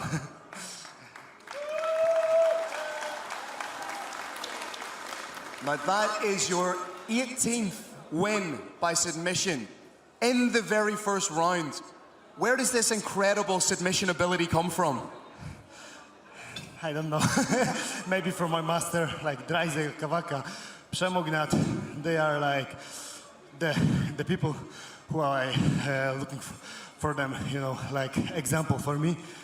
And feel like feeling, you know. It's stupid to destroy the faces, and it looks nice, but unhealthy. I'm fit, I feel good, I won. Thanks God. Now, you've competed as low as lightweight and as high as 200 pounds, essentially light heavyweight. Do you feel like you've found a home now at super welterweight in Brave Combat Federation? The weight cut was much easier, my feeling is much better, so I think this is like better option for me. And is there anything you would like to say to the people here in Polish? I want to say something in Polish. Słuchajcie, dzięki wielkie za wsparcie. Jesteście... Sorry, że nie odpowiadałem od razu, jak mi pisaliście, ale wiecie, jak niesie wagę, to jest jednym słowem przejebane. Dzięki wielkie, czułem tą moc. Dziękuję też Jackowi Żelazko, mojemu trenerowi od zapasu, mojemu ziomusiowi od serca Arabowi za mega pomoc i naszemu nieśmiertelnemu Nikoli. I wam, bardzo, bardzo wam dziękuję. Oczywiście mojej rodzinie, Nasti, mamie, Mateuszowi, Beacie, wszystkim wam dziękuję. Ladies and gentlemen, give it up one more time for your own Marcin Bomba Bandel!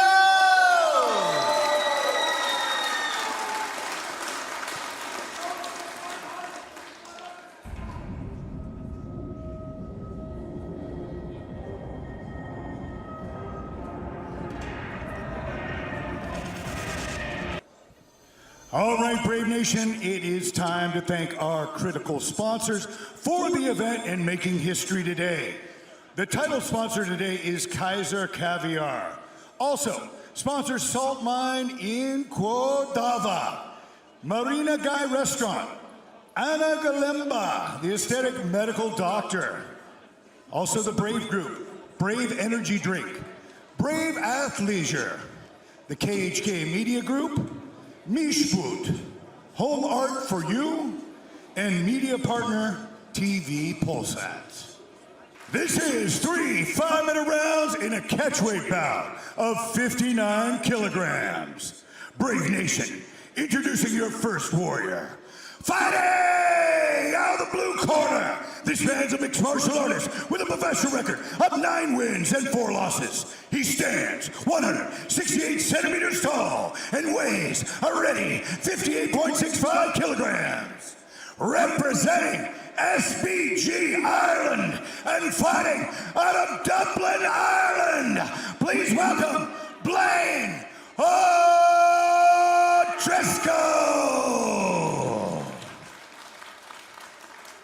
And his opponent, fighting out of the red corner, this man's a mixed martial artist with a perfect professional record of 5 wins and 1 no contest. He stands 175 centimeters tall and weighs a ready 58.7 kilograms.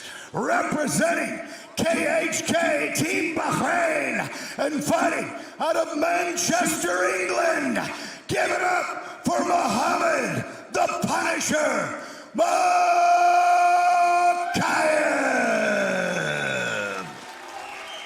Your referee is the Bandit, Decky Larkin.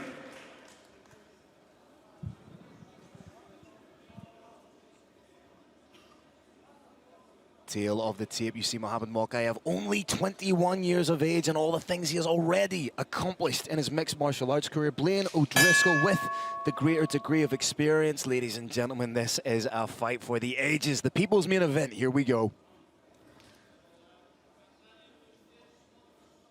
You just wonder, Carrick, at what stage will Mokayev implement that wrestling, and will Blaine O'Driscoll be able to implement that anti-wrestling? Big shot to the body there from Mokayev.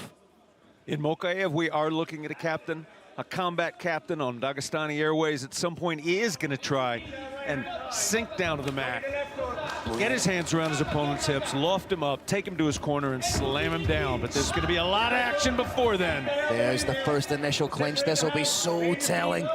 Mokayev trying to get one hook in, establishes that one hook in that reverse half guard position. O'Driscoll needs to go 2-on-1 on the hands. Mokayev looks calm.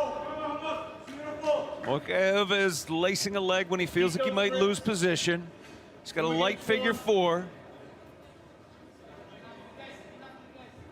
Both men taking their time, don't need to do anything unnecessarily risky. That's all energy. Blaine, second hook appears to be in. Blaine fighting the hands. Keep that chin buried. Mokayev switching arms.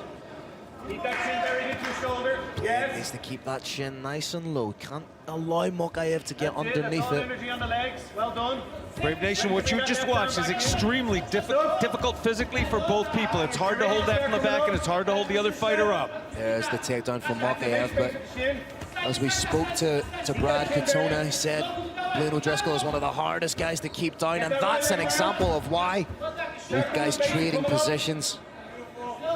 Blaine O'Driscoll doing a lot of wrestling at SBG NAS as well. Stand up at that single. Stand up, Blaine. There you go. 2 against 1. Blaine O'Driscoll back to the feet. Blaine trying to cut off the cage, trying to land hands on Mokayev. Blaine O'Driscoll going on the warpath now. Trying to find a home for that uppercut. Beautiful entry into the double leg from Mokayev.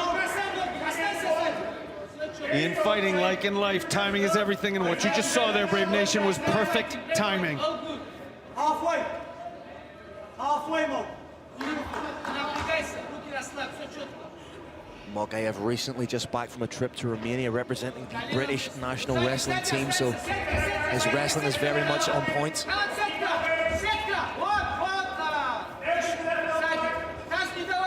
Here's the crazy thing about wrestling in our sport, Phil, is it's everything and it's nothing. Wrestling alone doesn't cause any impact. So you got to use that wrestling in order to set up impact. That's what we haven't seen a lot of yet from the young Mokaev.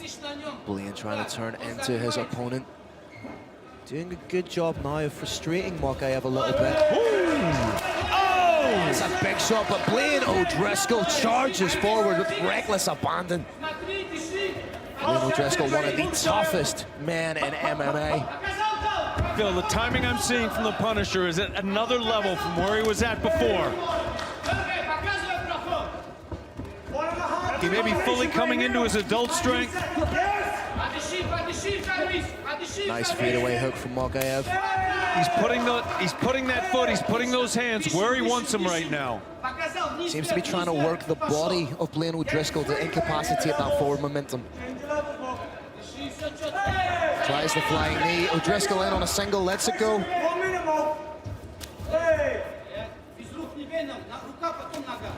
Oh, shot over the top from Blaine O'Driscoll.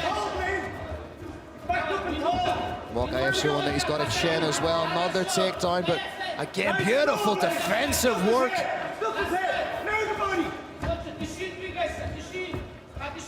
Blaine O'Driscoll might well be earning the respect of Mokaev with respect to the grappling here. That's it. Up. Pressure again, Blaine. See what's up. Nice head movement from Mokaev. Comes again over the top. 30 seconds now, Brave Nation. Don't blink. Anything can happen at this point. Nice heavy hips from Blaine O'Driscoll. Trying to work the angle off the whizzer. Last 20 seconds. A little bit of separation here. Trying to get a big knee to the head as Blaine O'Driscoll landing shots to finish the round. 10 seconds to go, and once an incredibly intriguing bout, Keurig. Bill, the Punisher is slowing down just a little bit. Is that perhaps because of the pace that's being set by an in-shape Blaine O'Driscoll? You never know in this sport. There could have been an injury in camp. Could have caught a virus, but he definitely is looking a little more fatigued than I expected to be at this point. The Punisher did best when he kept the fight at distance, when he circle left, circle right, peppered with shots on the outside. Now those shots don't hit very hard because in order to get a knockout type of power, you have to not just time the person, you have to set your body down, you got to set your weight down and then let it go. That's not possible while you're moving around, but it was still where the Punisher did his best work. We did see an absolutely beautiful entry into the double leg from Muhammad Mokaev.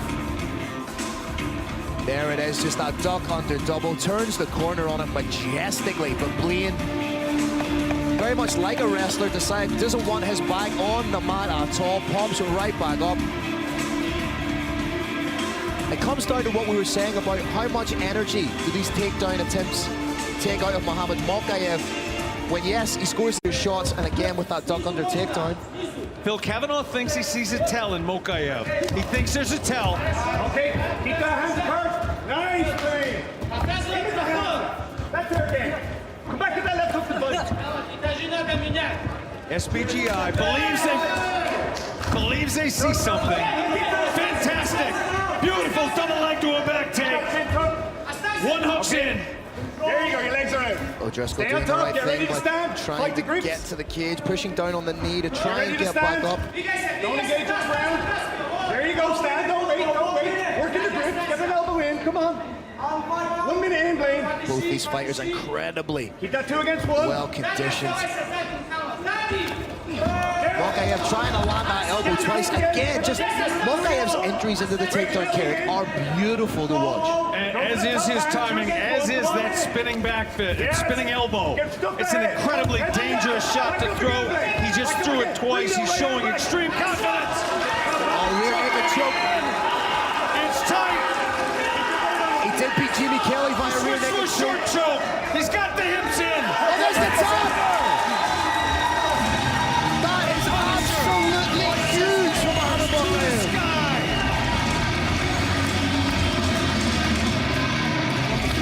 The Punisher giving credit to his creator and then comes over after all the trash talk.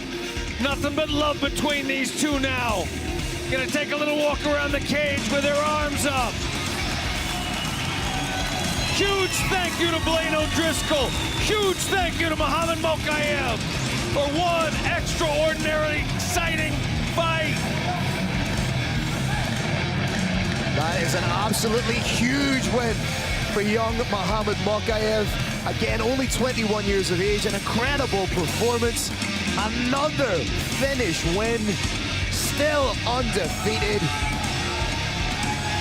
Phil, you can win a bout in mixed martial arts with wrestling. You can win it with jiu-jitsu. You can win it with striking. But this, I can't use the word prospect. This future champion that came out of the amateurs can do everything at the highest level, as you saw right here in front of you.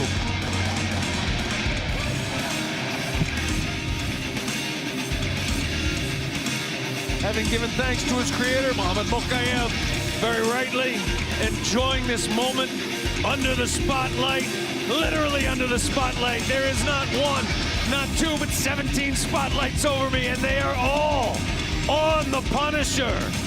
Muhammad Mokaev from KHK, Team Bahrain.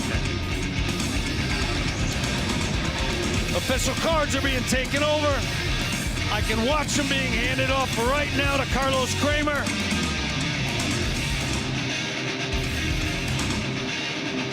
Phil Campbell, the Irish Thunder, also prepared to interview the winner.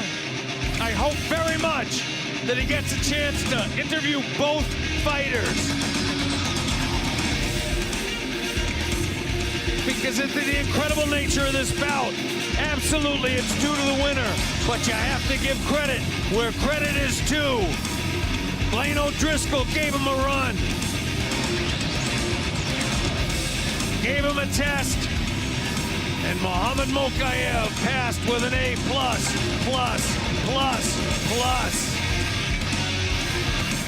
The Roaring Lion, Carlos Kramer, has entered the Brave cage. Looking at the numbers, referee's now going to bring the fighters to center stage. All right, Brave Nation, another incredible bout. This in our co-main event of the evening as Muhammad the Punisher Mokaev remains undefeated. This comes to an end at 1 minute and 36 seconds of the second round. Your winner by rear naked choke from KHK Team Bahrain, Muhammad the Punisher Mokaev.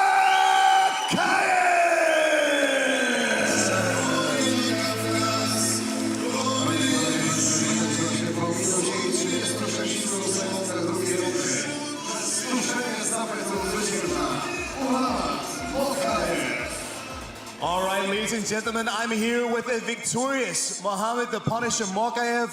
Muhammad, I don't think we can call you a prospect anymore. You're a bona fide contender.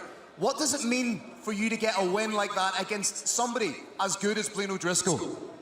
Yeah, first of all, I want to thank Poland fans. I love to be here.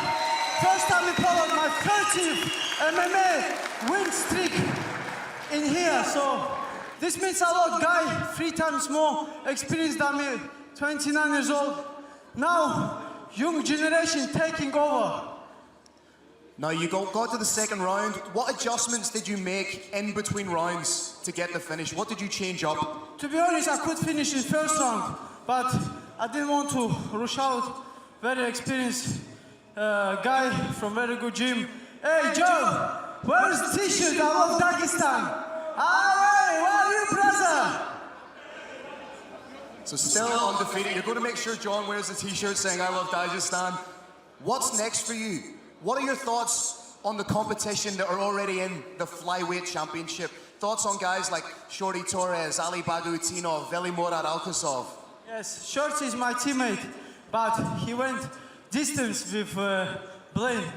And now, Shahid, you believe now, I'm real gangster in flyweight division. Get the bonus ready. There you have it, ladies and gentlemen, the real gangster. I would like to thank Sheikh Khalid. I know you're watching right now. I would like to thank my team, my corner, Dingarnit, Eldar, Rinat, my strength condition, Woody, Terry, my team Paladin. Shout out to my brothers, twins, Jets and Arf. And Steve! Still undefeated, no longer a prospect, a bona fide contender. Ladies and gentlemen, Mohammed the Punisher Mokaev!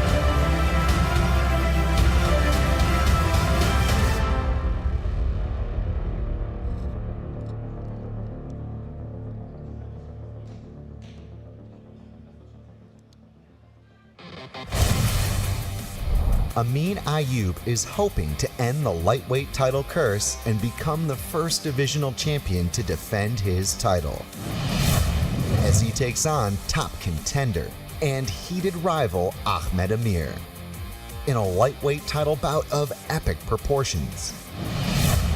Coming up next, Brave CF lightweight champion Amin Fierceness Ayub defends his title against the Butcher Ahmed Amir.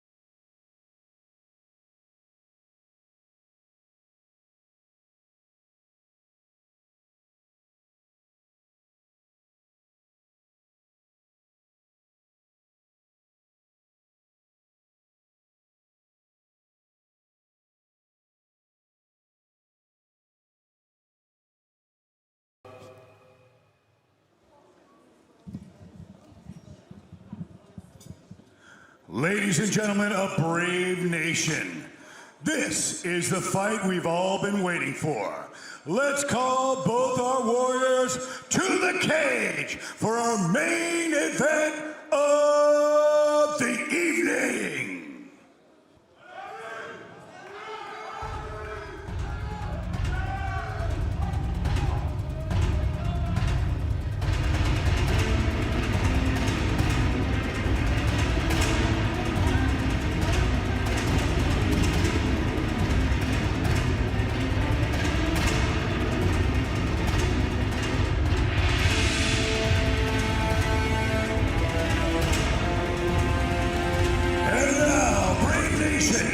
It's time for our main event of the evening.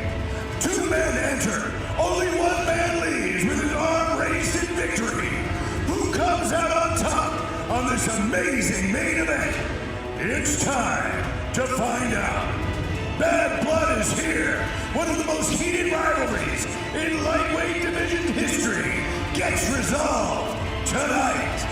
Hours of hard work, blood, sweat, and tears culminate in 25 minutes of war.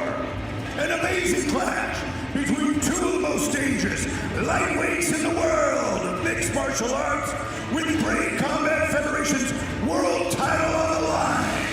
Who takes home the win? Let's find out. Brave Nation, before we begin, I have one question for you and one question only.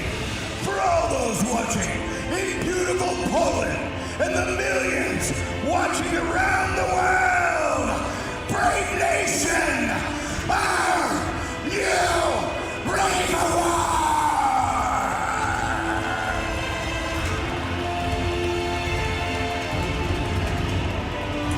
2 warriors are ready to collide inside the Brave CF Galana Exclusive Championship cage. Brave Nation, don't blink for this one. This will be absolute fire. Our main event of the evening starts right now.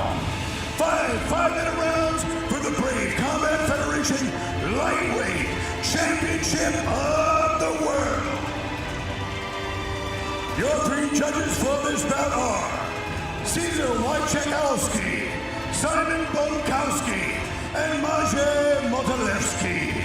Your referee in charge of the action in the cage for this championship event is the Bandit, Decky Larkin. The main event title fight for Brave CF 54 and Galana Exclusive Championship is sanctioned by the Polish Mixed Martial Arts Federation. Let's introduce our 2 main event warriors.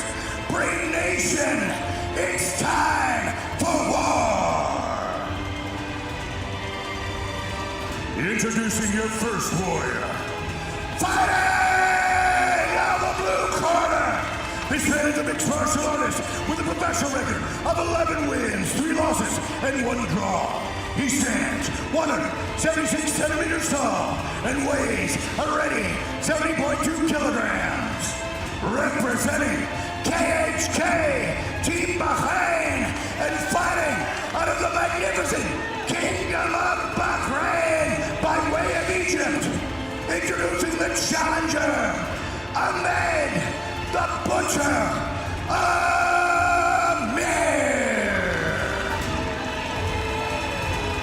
And introducing his opponent, fighting out of the red corner.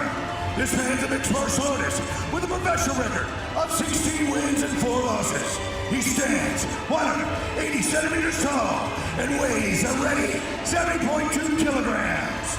Representing Bulgarian Top Team and Rosted Ahiba, and fighting out of France, please welcome the reigning, defending, undisputed Brave Combat Federation